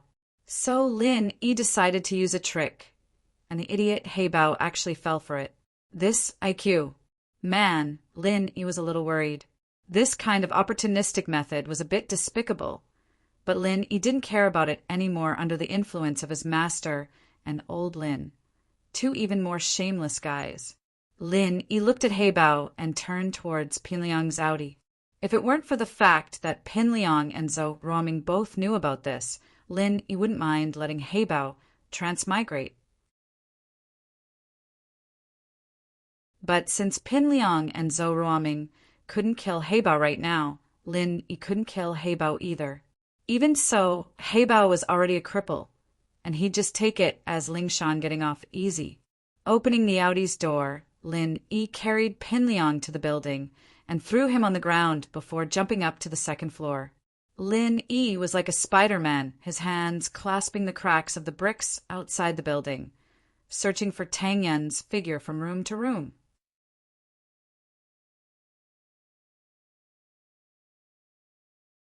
Chapter 231. How to Solve It. Tang Yin's clothes were still intact, and there was only Tang Yin in the room. Lin Yi didn't know what Zhou Ruoming was up to. It had been a long time, but Lin Yi didn't have the time to care about him. He jumped into the room. Lin Yi picked Tang Yin up from the ground and checked her breathing. It was a little rushed. Lin Yi frowned. Could it be Lin Yi was just about to check on Tang Yin's condition when he heard Zhou Ruoming's whining voice from the corridor not far from the room? Fuck, I took 2 pills and there's still no reaction. It looks like I have to take another one. I don't know if Tang Yin's side is affected yet. I don't want to be unable to cooperate when the time comes. As expected, the kid fed Tang Yin something. Lin Yi jumped down from the window with Tang Yin in his arms. He glanced at Pin Liang on the ground, and an evil smile appeared on his face. Lin Yi put Tang Yin in He Bao's van before grabbing Pin Liang and jumping up to the window. He threw Pin Liang on the ground and positioned him in between Tang Yin and Tang Yin. After doing all this, Lin Yi quickly returned downstairs to He Bao's side. Lin Yi hesitated for a moment and threw He Bao in the back of the van. He was not at ease and hit several acupuncture points on his body. This time, He Bao might not wake up for 2 or 3 hours. Lin Yi naturally wouldn't stay here. He drove He Bao's van and wanted to find a quiet place to check on Tang Yin. If Lin Yi's guess was correct, Tang Yin was drugged with a strong aphrodisiac effect. The car hadn't gone far when Tang Yin's body moved. Ha! So hot, Tang Yin woke up? Lin Yi glanced at Tang Yin, who was in the passenger seat. He didn't know if she was awake or in a half-conscious state, but her body was wriggling on the seat as if she was in great pain. Tang Yin? Lin Yi tried calling her name. Yeah, hot. I'm so hot. Tang Yin responded subconsciously when she heard Lin Yi's voice, but her body was still squirming uncontrollably. I'm so hot. So hot. Lin Yi sighed and stopped the car in a small alley. Tang Yin seemed to have woken up already and had some consciousness. She wasn't completely unconscious. As skilled as Master Lin was, there was nothing he could do. His old comrades were all men, and it was almost impossible for them to be drugged. As a result, Lin Yi didn't even bother researching how to deal with it. He didn't have enough time to do that. He scratched his head as he looked at Tang Yin's blushing cheeks. He couldn't help but gulp. Don't tempt me, little girl. It's hot. It seemed like the medicine was starting to take effect as Tang Yin started to pull up her clothes. Lin Yi jumped in fright. He turned to Tang Yin. Hey, what are you doing? Hot. Help me. Tang Yin didn't listen to Lin Yi. Instead, she started asking for help from Lin Yi. Her hands didn't stop moving. It wasn't easy to unbutton her clothes, so Tang Yin just pulled at it. She tore off her short-sleeved school uniform, revealing the tank top underneath. Tang Yin's strength surprised Lin Yi, but at the same time the fire Lin Yi had been suppressing flared up once more. Although Lin Yi wasn't a gentleman, he didn't want to take advantage of Tang Yin in a situation like this. With Tang Yin's personality, she probably wouldn't blame him, but she probably wouldn't care about him anymore. As Lin Yi was thinking about it, Tang Yin jumped up from the passenger seat and threw herself at Lin Yi. Tang Yin, calm down. Lin Yi knew that he had to go to the hospital. Lin Yi thought that it wouldn't look good for a girl like Tang Yin to go to the hospital. But now he couldn't care less. Hug me. I'm so hot, hug me. Tang Yin looked at Lin Yi in a daze. She reached out to pull at Lin Yi's clothes. Fuck! Lin Yi pushed Tang Yin away. Wasn't she asking him to make a mistake? Hey, Jiao Lao, are you there? I've always been by your side. I've never gone far. Jiao Lao said. Lin Yi was speechless. Are you singing a legend? What's a legend? Jiao Lao asked. It's fine. Lin Yi didn't have time to waste with Jiao Yazi. Jiao Lao, she's been drugged. Do you have a solution? A solution? Let me think. Jiao Yazi fell into deep thought. A long time ago, I helped Master solve a similar problem. What method did I use? Although Lin Yi was anxious, he didn't rush Jiao Yazi after hearing that he had a solution. He let Tang Yin kiss, hug, and tear at his clothes. Oh, I remember now. No, you guys practice different mental cultivation methods, Elder Jiao said in realization. There's no other way. Lin Yi was speechless. Yes, the one you practice will work. You just need to use the arts on these acupuncture points, and your energy will enter her body. You'll be able to solve the problem, Jiao Yazi said. Elder Jiao said, I think I told you before that the energy in your body is omnipotent. You forgot. How would I know that energy can be used to do this? Lin Yi smiled bitterly. Elder Jiao, tell me what to do. I can't take it anymore. I might not be able to hold it for much longer. Jiao Yazi told Lin Yi the names of the acupuncture points. Lin Yi started using the art of dragon mastery. The energy in his body was channeled into Tang Yin's body by Lin Yi. After a while, Tang Yin's body was covered in steam. Half an hour later, Lin Yi breathed a sigh of relief. Tang Yin had completely calmed down. Her face was red as she laid on the passenger seat, asleep. Her breathing was stable as well, not as hurried as before. Phew! Lin Yi let out a long breath. I didn't think that curing the poison would take up so much energy. Lin Yi didn't expect that half of the energy in his body would be used up just to cure the medicine, and he was starting to show signs of tiredness. Your level is too low, Jiao Yazi said coldly. Uncle doesn't need to use any energy to do this. Lin Yi rolled his eyes and ignored Jiao Yazi. Jiao Lao already looked like a master. What kind of master was his uncle?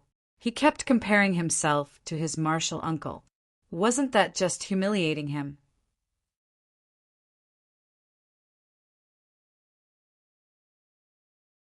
Chapter 232. The first time Lin Yi sighed, regretful that he'd missed such a good opportunity. But Lin Yi didn't regret it. Things like this were best when both parties were willing. There wasn't much meaning to it if only one of them was drugged. Lin Yi could tell himself that Tang Yin was the one who'd initiated it. But who could he fool with that kind of self-deception? He pulled out his phone and dialed in Ling Shan's number. It wasn't long before Ling Shan answered, her voice a little tired. Hello? Linny? What's up? I'm in a meeting. Meeting? So late? Lin Yi blinked. He'd wanted Ling Shan to come pick Heibao up, but Lin Yi didn't have a place to deal with him. Isn't it because of Heibao? He's a dangerous man, and if we don't arrest him soon, he'll be a threat to society. Ling Shan said, Right, you didn't tell me what you wanted. I'll be hanging up if there's nothing else. Oh, then you don't need to continue the meeting then. Just dismiss them. Lin Yi said after hearing Ling Shan's words. Dismiss? What do you mean? Lin Yi, are you joking?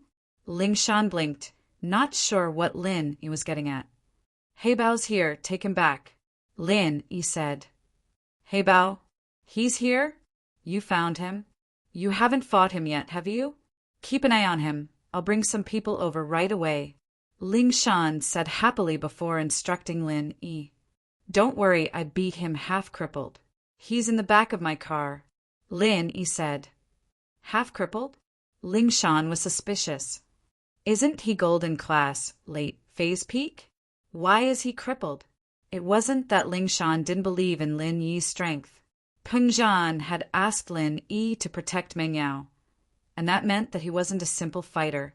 But even if he wasn't a simple fighter, a golden class late phase peak wasn't something that could be easily dealt with. I don't know. I probably dropped a level. Lin Yi naturally wouldn't talk about his own matters.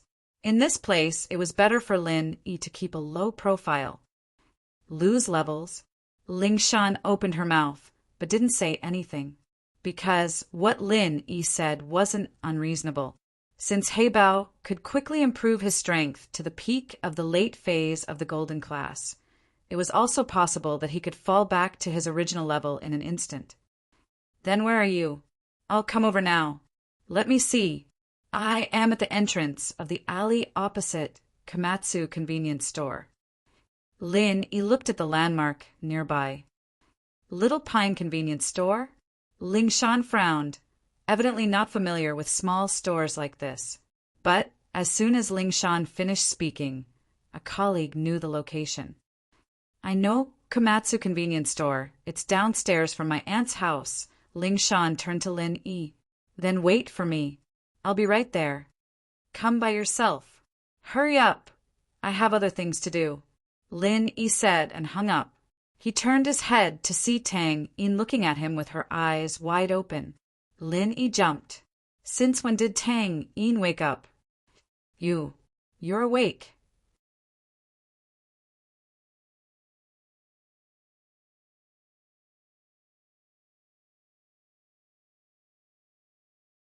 That was what Tang Yin said, but her heart was in turmoil. Had she misunderstood Lin Yi all this time? Was there a fundamental difference between him and Zhou Ruoming and the others? Ah, Lin Yi smiled. It was the first time Tang Yin acted like a spoiled child in front of him.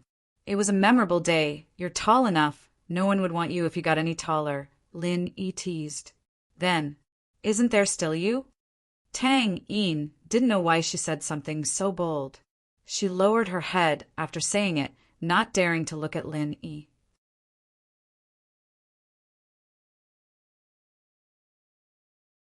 Chapter 233.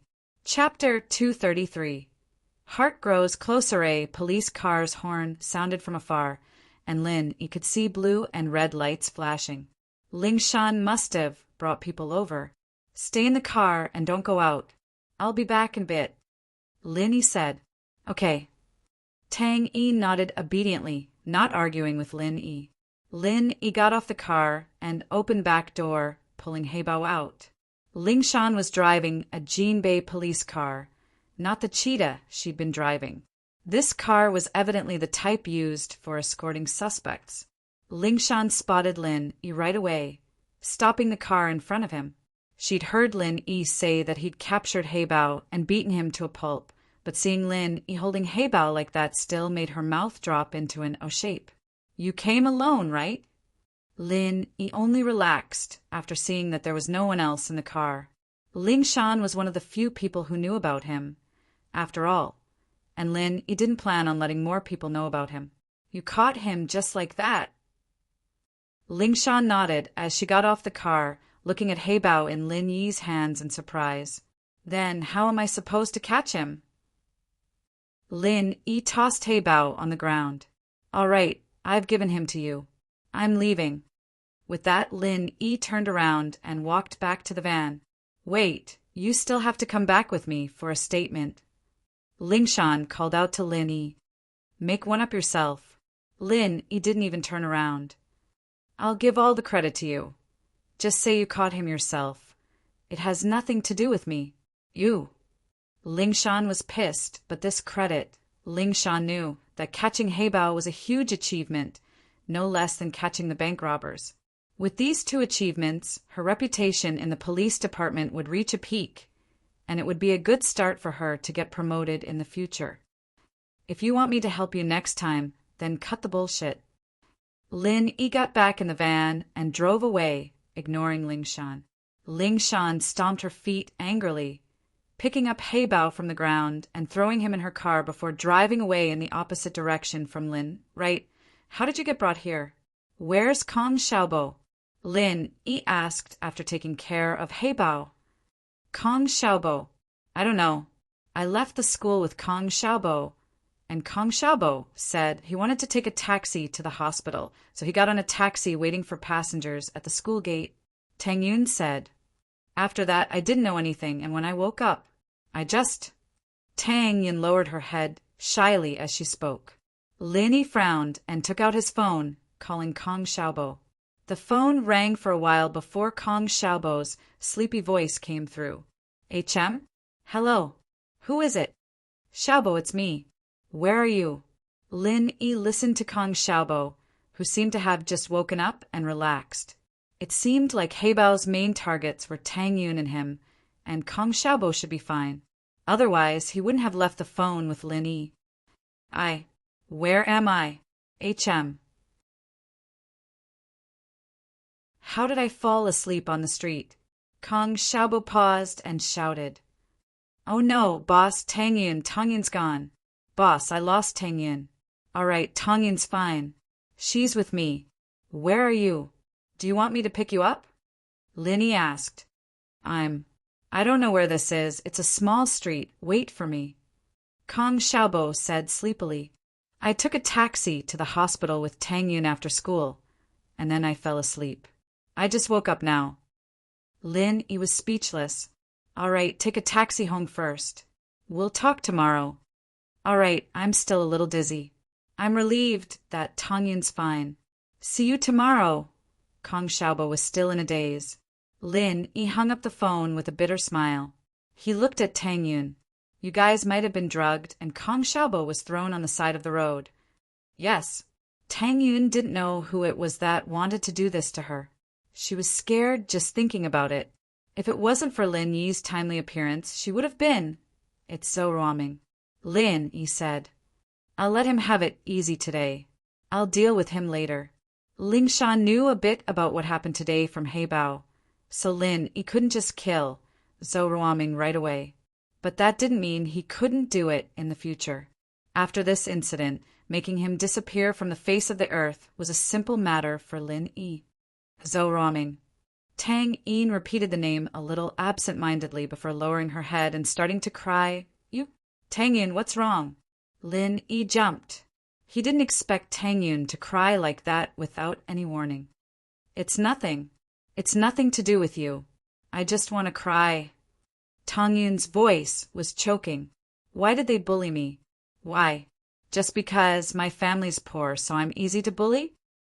Lin Yi sighed softly. Tang Yun's heart must have been suppressing this for a long time, and it only exploded today. This was a young girl complaining about the unfairness of her life. Wasn't Tang Yun's family the same? Mother and daughter were bullied even when they had a barbecue stall. What about other things? It was the same in school. Why would Zhou Ruoming go after Tang Yun instead of Meng Yao and Yushu? He knew that nothing would happen if he bullied Tang Yun. But if he bullied Meng Yao and Yushu, things would get out of hand. It won't happen again. Lin Yi patted Tang Yun's shoulder. He wanted to hug her, but hesitated. Just as he was hesitating, Tang Yun leaned into Lin Yi's embrace and started sobbing.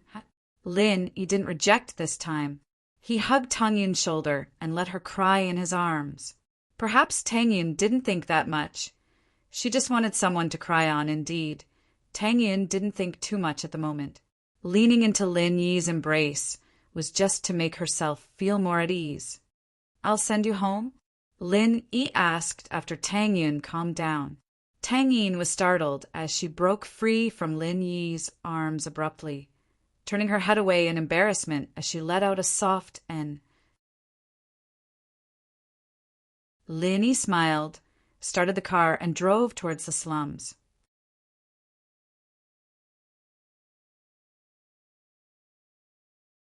Chapter 234. Chapter 234. Mrs. Tang's misunderstanding Lin. He parked the car at the spot he always parked in the slums. Then, I'll be leaving? Tang Yin was still a little embarrassed to face Lin Yi. Her crazy actions made her feel ashamed. I'll drive you. Lin Yi locked the car and got off with Tang Yin.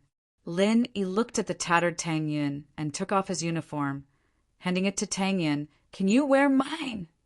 Tang Yin hesitated, but didn't reject him. She was fine in the car, but now that she was back in the slums, she didn't know what people would think if they saw her dressed like this. Tang Yin took off her tattered uniform and passed it to Lin Yi. She quickly put on Lin Yi's uniform. The moment she changed, Tang Yin was only wearing a tight tank top. Lin Yi's heart skipped a beat. An 18-year-old girl had already matured to perfection. He didn't think that a run-down place like the slums could nurture a beauty like Tang Yin. Compared to Meng Yao's thin figure and Yushu's plump figure, Tang Yin's figure was the most perfect. He didn't know how she managed to grow it. Lin Yi thought. Tang Yin was wearing Lin Yi's uniform. Although the style was different for boys and girls, it wasn't too obvious at night. It was just a little loose. She turned around after putting on her clothes, only to see that Lin Yi wasn't wearing anything on his upper body. It's almost summer. It's not hot. It's fine. Lin Yi smiled casually. Then, you'll wear mine? Tang Yin was touched and embarrassed at the same time. Wear yours. Lin Yi paused. Putting aside the question of whether or not he'd be able to wear it, the girl's fragrance alone was enough to intoxicate him. Then you should wear it. You'll catch a cold. Tang Yin remembered that Lin Yi wouldn't be able to wear her own clothes. Although there were a lot of naked men in the slums during the summer, Tang Yin was used to them sitting together and playing cards and eating. But it was only spring.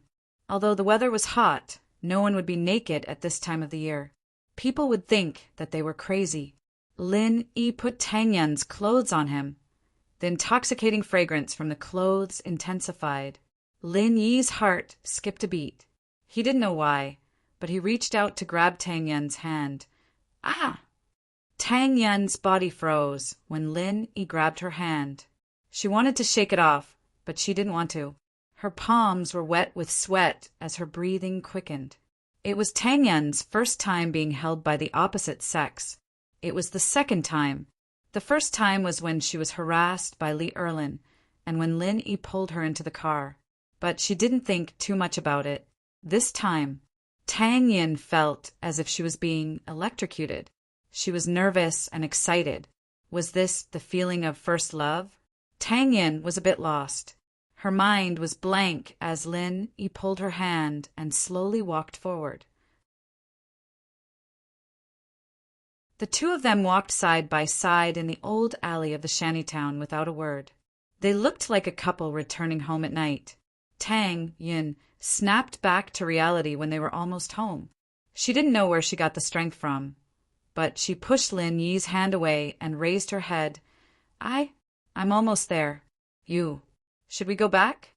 Since we're already here, a few more steps won't matter. Lin Yi smiled and continued walking. Oh, Tang Yin thought, what did he mean by a few more steps? Her mother would definitely misunderstand if they were to go back like this. But would it be a misunderstanding?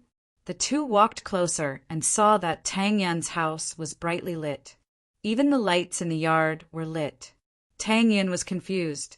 Why would the usually frugal family light up the yard for no reason?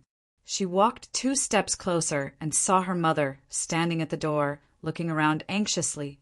Tang Yin subconsciously called out, "Mom," but she regretted it after yelling. Lin Yi was still next to her. Although the two had let go of each other, they were still together at this late. Tang Yin wanted Lin Yi to walk her to the door and then leave. That way her mother wouldn't be able to see him, but now, you're back. Mrs. Tang was surprised and happy to see Tang Yin return. You scared me to death. You're finally back, ah? Mom, what are you? Tang Yin didn't know what was going on. You didn't go to the hospital after school, and you didn't go home. I asked Lu Xinwen, but she didn't know either.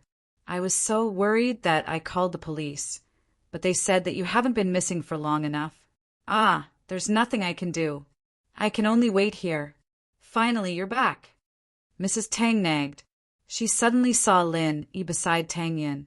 She paused and awkwardly said, "So you went out to play with Lin Yi? It's okay. Next time you go out to play, give me a call. Don't make me so worried."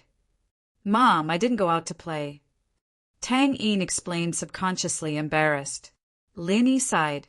He wanted to stop her, but it was too late. If Tang Yin were to tell Mrs. Tang about what happened tonight, it would definitely scare the hell out of Mrs. Tang. He wanted her to play along with Mrs. Tang's words, but it was impossible now. All right. You didn't go out to play, okay? You guys went to school together. Mrs. Tang seemed to be very happy that her daughter and Lin Yi were together. The worry she had before was gone. Mom, Tang Yin was speechless. How could her mother be like this? In your uniform? Mrs. Tang's eyes stopped on the uniform Tang Yin was wearing. This was definitely not her daughter's uniform. She saw her daughter's uniform every day. How could she not know? The uniform looked similar from afar, but the style was different. Most importantly, it was a size bigger than her daughter's uniform. Whose uniform was Tang Yin wearing? She then turned to look at the clothes Lin Yi was wearing, only to find that it was a torn school uniform. It seemed to be her daughter's, wasn't it? Mrs. Tang was shocked. You and Lin Yi. After all, her daughter was wearing Lin Yi's uniform, and Lin Yi was wearing her daughter's uniform. Could it be that the two of them? Mrs. Tang's heart skipped a beat as she thought of something bad. She approved of her daughter going out with Lin Yi, but it didn't mean that Mrs. Tang approved of them having a relationship so early. Mrs. Tang wasn't stupid. She knew what Xiaofan was going through.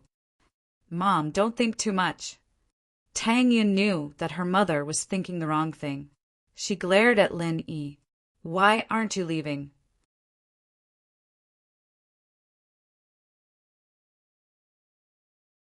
Chapter 235.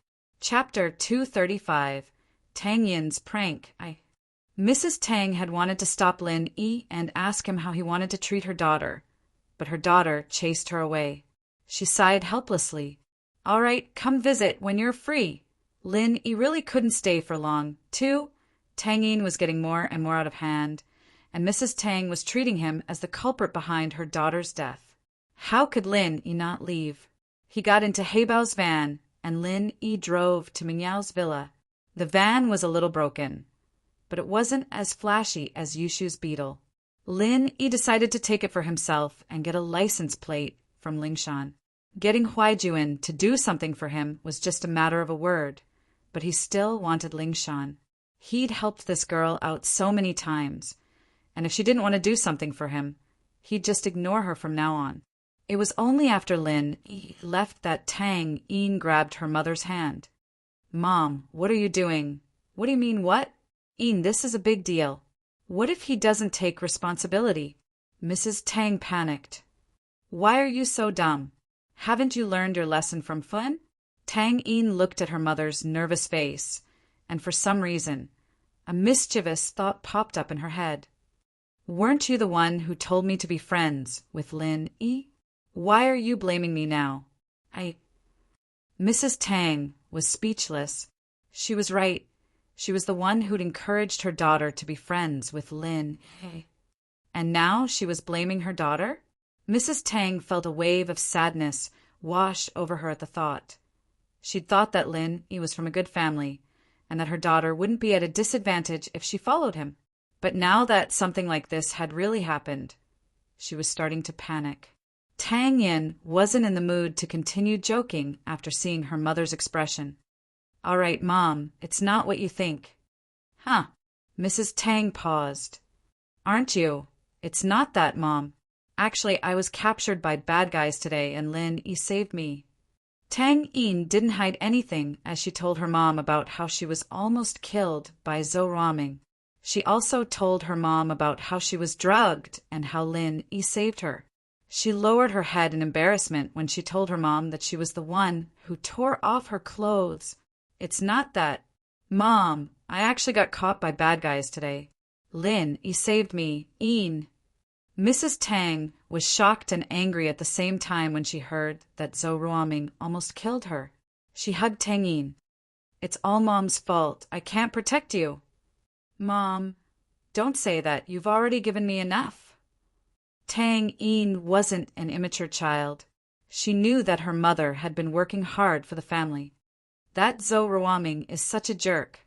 Thank goodness we had Lin Yi or else." "Sigh," Mrs. Tang said, a little scared. "But do you think Lin Yi didn't do anything to you in that situation?" "Yeah." Tang Yi nodded. This was the reason why her impression of Lin Yi had changed. It was also because of this that Tang Yin didn't hate him anymore. He was different from people like Zhou Ruoming and Pin Liang. "Then I've wronged you." Mrs. Tang was confused. There was no reason for Lin Yi to reject a situation like this. Why did he reject her? What did that mean? "Lin Yi doesn't like you." Mrs. Tang suddenly thought of a possibility. Perhaps Lin Yi didn't like Tang Yin at all. It was all wishful thinking. "Ah." Tang Yin paused. "Mom, why do you ask? Why would he reject you if he liked you? I've been around her age, and I understand how young people think. It's the only possibility that he could reject me in that situation." Mrs. Tang analyzed. Mom, don't ask so many questions." Tang Yin shook Mrs. Tang's arm, embarrassed. "Why can't I ask so many questions? Of course I have to know what you're doing." Mrs. Tang was getting more and more nervous. If Lin Yi didn't like her daughter, then wouldn't their family continue to be poor? He said that as long as I agree to go out with him, he'll... Tang Yin was so embarrassed that she ran back into the house, ignoring her mother who was standing there. "Oh?" Mrs. Tang was glad to hear that, but she shook her head. "Lin Yi isn't a bad kid. He'll treat Yin well in the future." Mrs. Tang was happy at that thought. Songshan's First People's Hospital, an ICU room. Lingshan and a couple of police officers were sitting in front of an office table. Lingshan frowned as she looked at her colleagues, helplessly. "Do you guys have any ideas?" He Bao had woken up, but he didn't say anything about the sudden increase in strength. It was as if he could do whatever they wanted with him, and Lingshan couldn't do anything about it. After all, He Bao's sudden increase in strength had nothing to do with the case, and Lingshan couldn't force him to say anything if he didn't want to talk about it. She was just curious. Boss Song, I think we should just let it go. He doesn't have any strength now, and there's nothing we can do if he doesn't want to talk about it. This has nothing to do with the case, and we'll just send him back to the jail and close the case, a subordinate suggested. He was making sense, after all, and Ling Shan couldn't look into things that had nothing to do with the case. Just as Ling Shan was struggling, a police officer came running out of the room. Captain Song, he said. He said? What did he say? Ling Shan asked. He said that he used some kind of pill a long time ago, and that he could use it to push his strength to its peak any time he wanted. But it wouldn't be long before he returned to normal. The officer said, Heibao wanted to sleep, and I got annoyed with him, so he told me, Ling Shan's face darkened upon hearing the report. Saying something like that was as good as not saying anything at all. There was no value in it. But Heibao really wasn't lying. He did use a similar pill a long time ago, and he could use it with his sex arts to make his strength explode. Ling Shan thought about how weak Heibao was right now, and decided to believe him. There was nothing she could do about it. Heibao had indeed been crippled by Lin Yi, and if it weren't for the fact that he'd lost a level, she wouldn't believe that Lin Yi was that strong.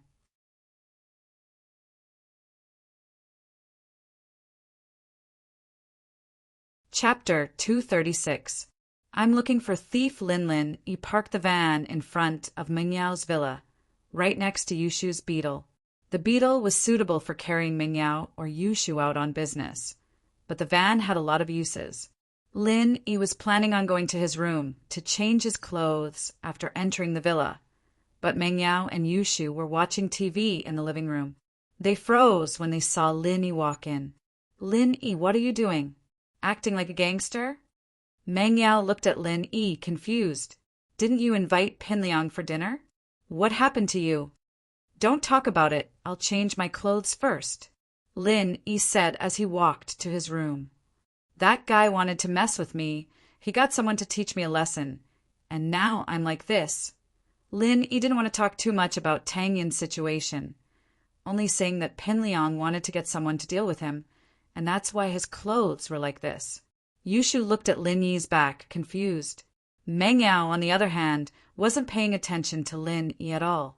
Lin Yi took off Tang Yin's uniform, wanting to throw it away, but decided to put it in the closet after some hesitation. It was Tang Yin's clothes, after all, and while Lin Yi didn't have the hobbies of collecting things used by pretty girls, Lin Yi felt that if he were to get closer to Tang Yin in the future, it'd be a memento. After taking a shower, Lin Yi walked out of his room with a new set of clothes. Shield bro, tell me, what's fun today? Yushu was a curious baby, always wanting to get to the bottom of things. She wouldn't stop asking questions whenever she saw Lin Yi. It's nothing. Pinliang just doesn't like me. He wanted to teach me a lesson, but he never got the chance. But Heibao got in touch with him, and he wants to use Heibao to teach me a lesson. Lin Yi said simply, Heibao. Mengyao blinked. Lin Yi, you're saying that Pinliang got Heibao to deal with you again? Yeah, what's wrong? Lin Yi asked, confused by Mengyao's attitude. I heard my dad say that Heibao's strength skyrocketed all of a sudden, beating up a special forces soldier who just came back. Mengyao said, Are you all right? But Mengyao regretted asking the question right after. It was obvious that nothing had happened to him, and asking him was a waste of time. It's nothing. Heibao's gotten a lot stronger, but he dropped a level again after meeting me. Lin Yi smiled. I beat him up and sent him to the police station. Mengyao said, What Lin Yi's saying? Heibao said, Heibao just happened to drop a level? Did he think this was a game? Yushu, on the other hand, wasn't going to let Lin Yi go so easily. She started asking for details. Shield bro, tell me, how did you torture Heibao this time? Torture? Lin Yi looked at the excited Yushu. So this girl had a tendency? Lin Yi, of course, couldn't tell her the details, but who didn't know how to bullshit? Yushu couldn't believe her ears as she listened to a random scene of a fight.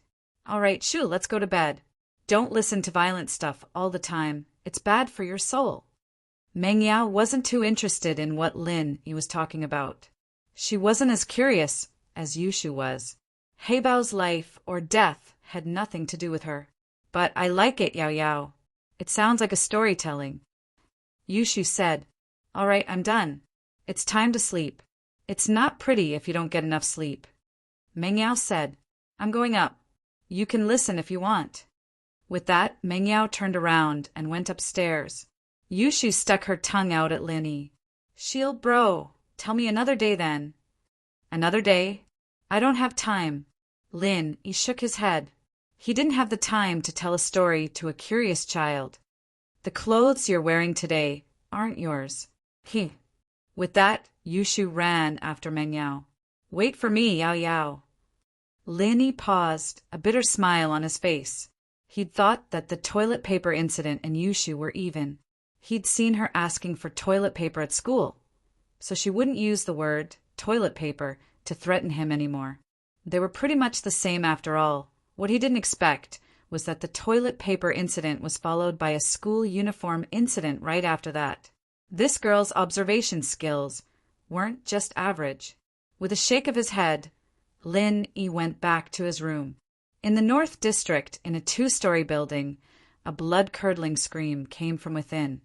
This was something Lin Yi hadn't foreseen. Originally, Lin Yi just wanted to throw Pinliang up there and let Zhou Ruoming pretend that Pinliang was Tang Yin in the dark, kissing him to disgust him. But things changed quickly, and Pinliang's tragedy was even worse. Zhou Ruoming didn't expect that the more nervous he was, the more useless he became. He took 2 pills, but there was no reaction at all.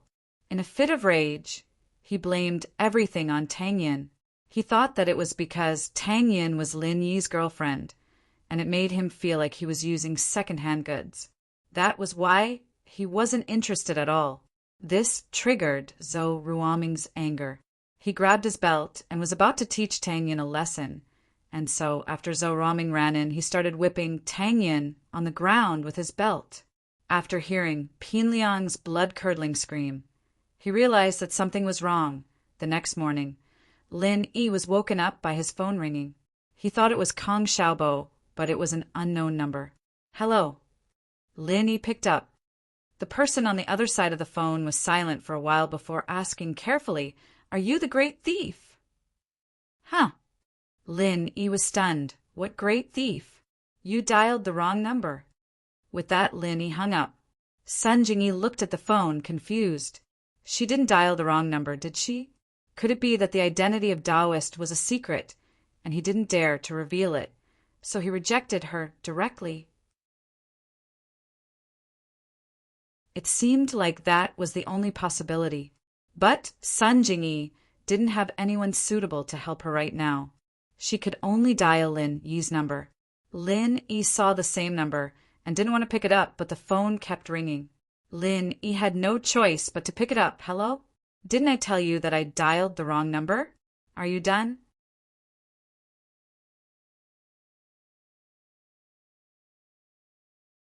Chapter 237. Half of the man's offer, no. Lin Yi wanted to cuss. Was there something wrong with her getting up so early in the morning? Calling for a thief? HM? Wait, Thief Lin? Wasn't his surname Lin? Who are you looking for? Lin Yi asked. I'm looking for the great thief, Mr. Lin Yi. Sun Jingyi didn't understand why Lin Yi wouldn't admit it. You are. Lin Yi sweated. This call really was for him. But since when did he become a great thief? I'm Sun Jingyi. Do you remember that day at the Floating Cloud Bar? Sun Jingyi was afraid that Lin Yi would hang up again, so she blurted it all out in one breath. Oh, so it's you. The image of Sun Jingyi's elegant and mature figure appeared in Lin Yi's mind. What's up? I want to ask you to come out of retirement. Sun Jingyi said carefully. Come out of retirement? Don't tell me you're still pretending to be your boyfriend? Lin Yi was startled. This Sun Jingyi was pretty interesting, coming up with the phrase, come out of retirement. But this girl was pretty dumb, too.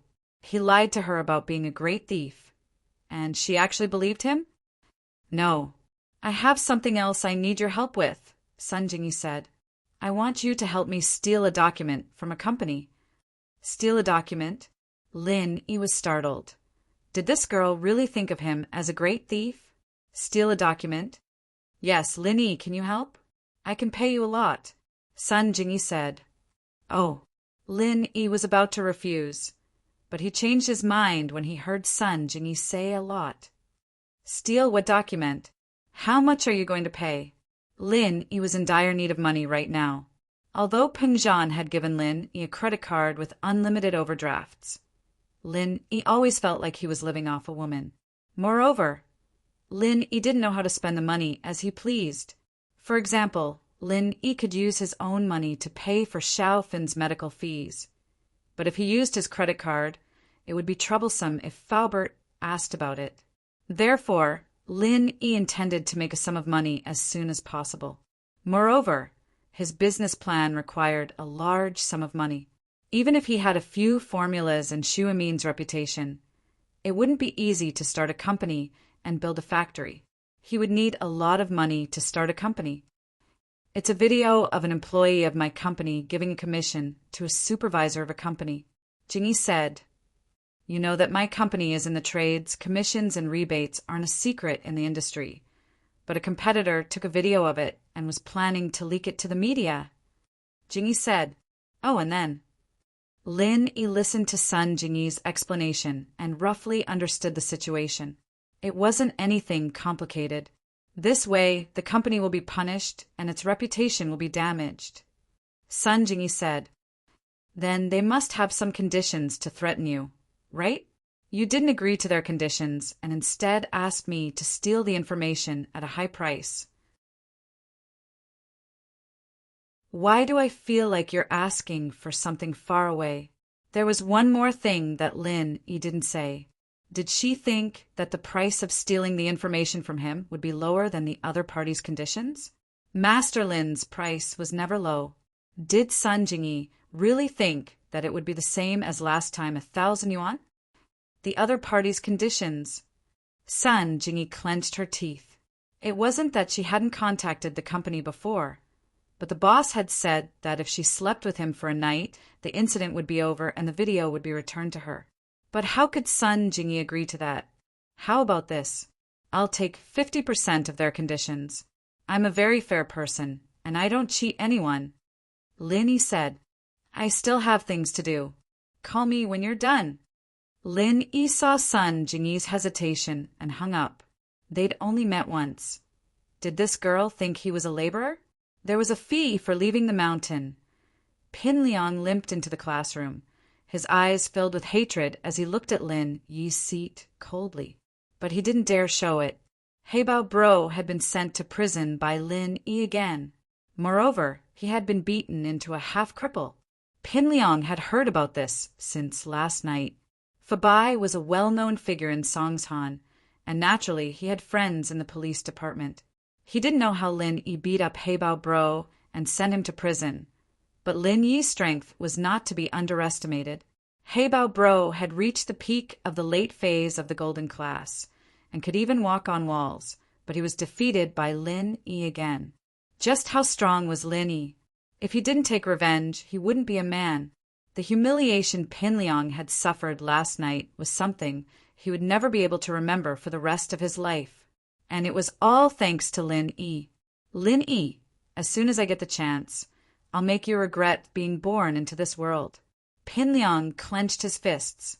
Boss, I'm really sorry for last night. I couldn't take care of sis-in-law Tang Yin. Kong, Xiaobo blamed himself. It's not your fault. There's probably something wrong with that taxi. Lin Yi said, Oh right, how are you? Are you okay? I'm fine. They probably didn't do anything to me. Kong Xiaobo said, Oh right, boss, what happened after you and Pin Liang had dinner yesterday? Why is he limping today? Hemorrhoids? Uff. Lin Yi's eyes widened in shock. Was this Zhou Ruoming blind? Did he think that Pin Liang was Tang Yin? How else could it have this effect? Lin Yi speculated maliciously. Who knows? Yesterday Pinleon called Heibao over to deal with me again, but I sent him to the police station again. Lin Yi explained and didn't mention Tang Yun's capture. Lin Yi didn't want to talk about Tang Yun. Kong Xiaobo also saw that Lin Yi didn't want to talk about it, so he didn't ask anymore. The most important thing was that Tang Yun was safe. All right, boss, do you think Fuan and I, are we compatible? Kong Xiaobo had been thinking about this question for the past few days, and it made him feel lost.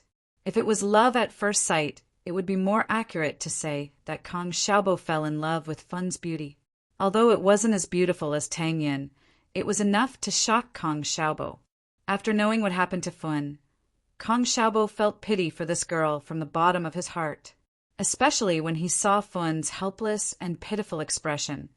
It gave Kong Xiaobo the urge to protect her for the rest of her life. This was also the reason why Kong Xiaobo was so passionate these past few days. 18 years old was an age where one could go through fire and water for love.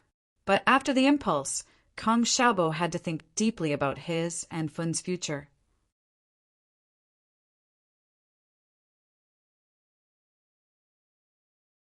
Chapter 238. Tang Yin has a date. Kong Xiaobo wanted to know if he really liked Xiaofin, or if it was just a moment of impulsiveness. So he asked Lin Yi for advice. It's too early to think about this. Lin Yi naturally knew what Kong Xiaobo was conflicted about. He patted his shoulder. Right now, it's not about whether you two are compatible or not. It's about whether Xiaofin will accept you or not. That's right. Kong Xiaobo was reminded by Lin Yi, and he suddenly realized that it was all his wishful thinking. He wanted to be with Xiaofin, but Xiaofin might not be able to be with him. If you really have feelings for her, you can try to interact with her. As time goes by, you will naturally be able to confirm your feelings. Lin Yi said, but no matter what decision you make, you must not hurt Xiaofin. You can afford to hurt her, but she can't. Don't worry, boss. I understand. I won't tell Fin about this until I'm absolutely sure of my own feelings. Xiaobo said with a sigh of relief. Tang Yun didn't sleep well last night. She was chatting with her mother for the first half of the night. Although it was a chat, it was all about Lin Yi. Tang Yun's head was spinning, and she didn't dare to say anything wrong. Her mother finally fell asleep, and Tang Yun wasn't too sleepy anymore. She remembered that Lin Yi's clothes were still with her, so she got up and helped Lin Yi wash them.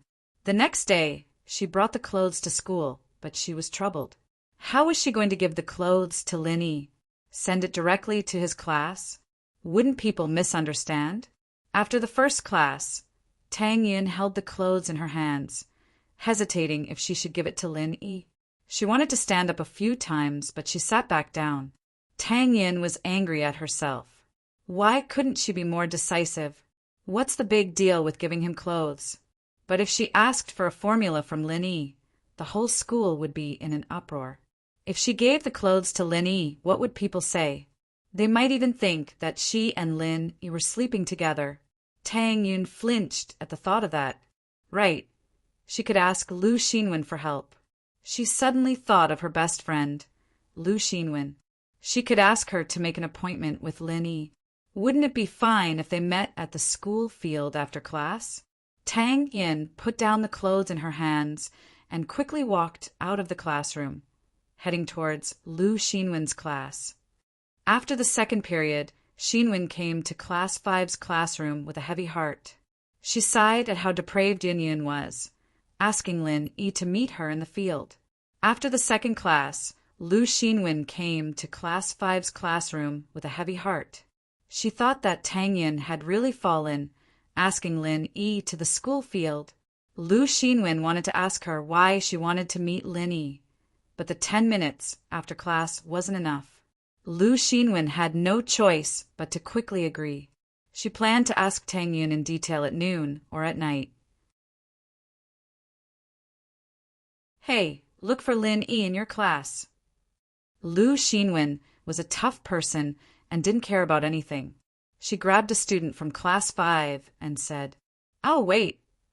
The student didn't think much and went into the classroom to call for Lin Yi. Lin Yi wondered who was looking for him. He walked out of the classroom and saw that it was Lu Xinwen. What's the matter? Lin Yi, what's your relationship with Tang Yin? Lu Xinwen didn't want to ask Tang Yin, so she came to question Lin Yi. Me and Tang Yin? Tang Yin, huh? Lin Yi looked at Lu Xinwen's expression and found it funny. What's my relationship with her? You don't know? Then are you dating her? Lu Xinwen asked straightforwardly. She wasn't a pretentious person, so she said what she wanted to say. Not yet, Lin Yi said honestly. What are you here for? Just to ask me about this? I don't think you're that gossipy. If you're in the mood, why don't you ask Kong Xiaobo if he's dating Xiaofan? I'm just asking. Xinwen curled her lips, but let out a sigh of relief when she got Lin Yi's reply. From what she could see, Lin Yi didn't seem like someone who liked to lie. He was a man of his word, and he wouldn't lie to people about small things like this. Then it's fine. If there's nothing else, I'm going back. Lin Yi rolled his eyes. Was this girl crazy? Why did she come to ask about this after class? Even Tang Yun's mother wasn't as gossipy as her. Wait.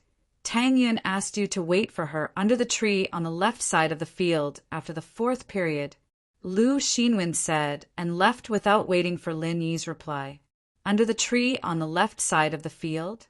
Lin Yi rubbed his nose. Was this the first time Tang Yun asked him out? Back in the classroom, Kong Xiaobo couldn't wait and asked, Boss, I saw Lu Xinwen looking for you. What's up? Don't worry, Xiaofan is fine. It's my problem. Lin Yi could guess what Kong Xiaobo was thinking. One sentence was enough to make him feel at ease. Hearing that it wasn't Xiaofan's problem, Kong Xiaobo nodded and didn't ask any more. During the exercise break, Lin Yi saw Zhou Ruoming sitting under the basketball hoop with a sad face. The 4th-year students didn't need to participate in the exercise break, so the school didn't restrict these students. The so-called 4th year was actually a cram school for college entrance exams. In order to increase their income, some high schools would set up similar cram schools. The target was not only the 3rd-year students who didn't get into college, but also students from other schools or society who didn't get into college. As long as they paid the money, they would be able to stay in the 4th year forever. Lin Yi looked at Zhou Ruoming indifferently. Lin Yi had already marked this person with a death mark. Lin Yi wouldn't let go of anyone who dared to make a move on the people around him. A few classes away, Lin Yi saw Tang Yun and waved at her. Tang Yun glared at Lin Yi and turned away shyly, not looking at him anymore. Meng Yao and Yushu were always the focus of most boys. During the exercise break, many people would stare at them, but they were already used to it. Pin Liang stood by the window of the teaching building, his eyes moving from Meng Yao to Lin Yi.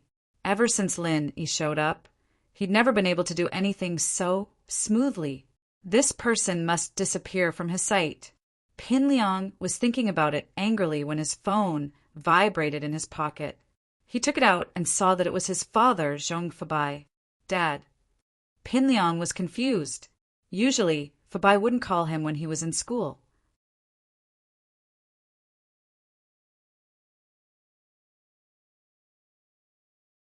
Chapter 239. Chapter 239. The girl under the tree Fabai called to confirm Pin Liang's intentions, to see if he was going to meet He Bao. He Bao bros looking for me? Pin Liang paused before agreeing without hesitation. I'll meet him. Not only did he fail to kill Lin Yi this time, but he even sent He Bao bro to jail once more. This made Pin Liang hate Lin Yi to the core. He wanted to ask He Bao bro what Lin Yi was capable of, to be able to make He Bao bro suffer again. All right, I'll pick you up at school later at noon. Don't tell anyone about this. Fabai relaxed a little at Pin Liang's words. He was worried that his son wouldn't know any better and wouldn't meet He Bao. It'd be bad if He Bao wasn't happy about it. But Pin Liang's straightforwardness surprised Fabai a little. Got it, Dad. Pin Liang hung up the phone and clenched his teeth as he clutched his wounds. He was unconscious yesterday, but was woken up by a slap with a belt. Pin Liang had never been beaten like this before, and it shocked and angered him at the same time. He realized that he'd been tricked by Lin Yi after he asked for the reason. Zhou Ruoming had mistaken him for Tang Yin, and while Pin Liang was annoyed, he was glad that Zhou Ruoming had beaten him up. What if Zhou Ruoming had hugged him and called him Tang Yin? Wouldn't that be disgusting? The more Pin Liang thought about it, the more he felt that Lin Yi was despicable. Fourth period ended, and Lin Yi stood up in a hurry to go to his appointment. Xiaobo called out to him, "Boss, are you going to the washroom?" "I'm not going." Lin Yi was speechless. "Then why don't you come with me?" "I'm going," Kong Xiaobo said. "I'm going on a date. You go by yourself." Lin Yi patted Kong Xiaobo's shoulder. Why was this guy so annoying today? Why was he asking him to go to the washroom? Then hurry up and go. Only then did Kong Xiaobo react. He was a little embarrassed. "Boss, I'll talk to you at noon." "Actually, I have something to talk to you about." "Then let's talk at noon." Lin Yi quickly ran out of the classroom. He didn't know if Tang Yin was in a hurry because of Kong Xiaobo. At noon, the sun shone brightly on the open sports field. Apart from a few students playing basketball, there were not many people playing on the sports field at this time. Zhou Ruoming made a layup, but he suddenly saw Lin Yi walking out of the building. He lost his balance and fell to the ground. The basketball in his hand also flew to the side. He had already developed some psychological trauma towards Lin Yi. This guy was not human. Although there was no evidence to prove that it was Lin Yi who did it, was there still a need for evidence? There was no need at all. Heibao Bro was nowhere to be found, and Pin Liang was knocked out and left at Tang Yin's place. If this wasn't Lin Yi's doing, then was it Superman? Was it Ultraman? Zhou Ruoming didn't expect Lin Yi to be this strong. He tried to do something to Tang Yin yesterday, so when he saw Lin Yi, he subconsciously thought that Lin Yi was here to cause trouble. That's why he lost his balance and fell to the ground. Lin Yi looked at Zhou Ruoming coldly. In Lin Yi's eyes, Zhou Ruoming was no different from an ant. He could make him disappear in a matter of minutes, but not now.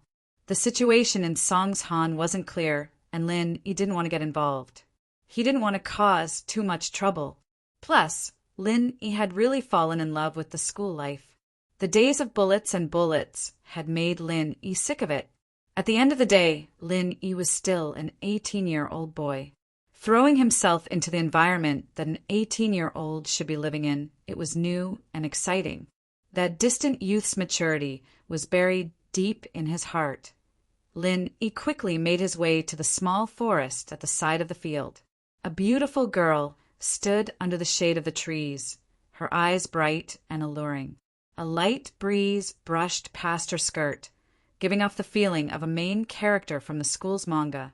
Seeing Lin Yi run past, the girl's lips curved into a charming smile before shyly lowering her head. Lin Yi ran in front of her. "Tang Yin, you've been here for a while?" "Kong Xiaobo was bothering me, so I wasted some time." "I just got here." Tang Yin shook her head and took a deep breath. She reached her hands out from behind and handed them over. "I've already washed your clothes yesterday." "Ah!" Lin Yi didn't expect Tang Yin to call him over for his school uniform. "Why do you need to wash it? It's not like it's dirty when you wear it, and you smell." "Don't say it." Tang Yin raised her fist, a little embarrassed as she pretended to hit Lin Yi. "How can you not be serious? I'm leaving. Let's go back together. I need to go back too." Lin Yi pointed at the school building. "Yeah, it was on the way." Tang Yin hesitated for a moment, but didn't say anything. She walked forward lightly. Lin Yi quietly followed beside her. There weren't many people on the field, but there were some who'd heard about Lin Yi and Tang Yin's relationship. They didn't believe it before, but now that they saw them walking together, they couldn't help but think that the love letter incident was real. Everyone sighed, but didn't dare get close. What kind of existence was Lin Yi? He was one of the young bullies who'd beaten up Zhou Ruoming and Pin Liang, and was still running rampant in the school. Who would dare to criticize such a person face to face? As they passed by the basketball hoop, Lin Yi saw Wang Jifeng scolding Zhou Ruoming's students with a serious face. Zhou Ruoming and his lackeys had a sad look on their faces. You're here to prepare for the university entrance exams, but you only play basketball and smoke. What are you doing here? If you don't want to study, then get the hell out of here. There's a limited number of people who want to come. Wang Jifeng was in charge of the fourth-year cram school, and he had the power to kick out any student he wanted. These students weren't students themselves, so he didn't need to report to the school or the education bureau. Lin Yi stopped walking, but Tang Yin was avoiding his gaze, not daring to look at Zhou Ruoming. She wanted to walk away quickly, but Lin Yi grabbed her hand. Ah! Tang Yin cried out, but it attracted Wang Jifeng and Zhou Ruoming's attention. Jifeng saw Lin Yi and Tang Yin holding hands in the field and felt a little awkward. He was the dean, and he was reprimanding a student, and there were other students holding hands in the middle of school. He couldn't do anything about it at all. Wang Jifeng could only smile and nod at Lin Yi, hoping that he'd pull Tang Yin away. They could flirt wherever they wanted, as long as it wasn't right under his nose. You're tuning in to the Thunder Spear YouTube channel.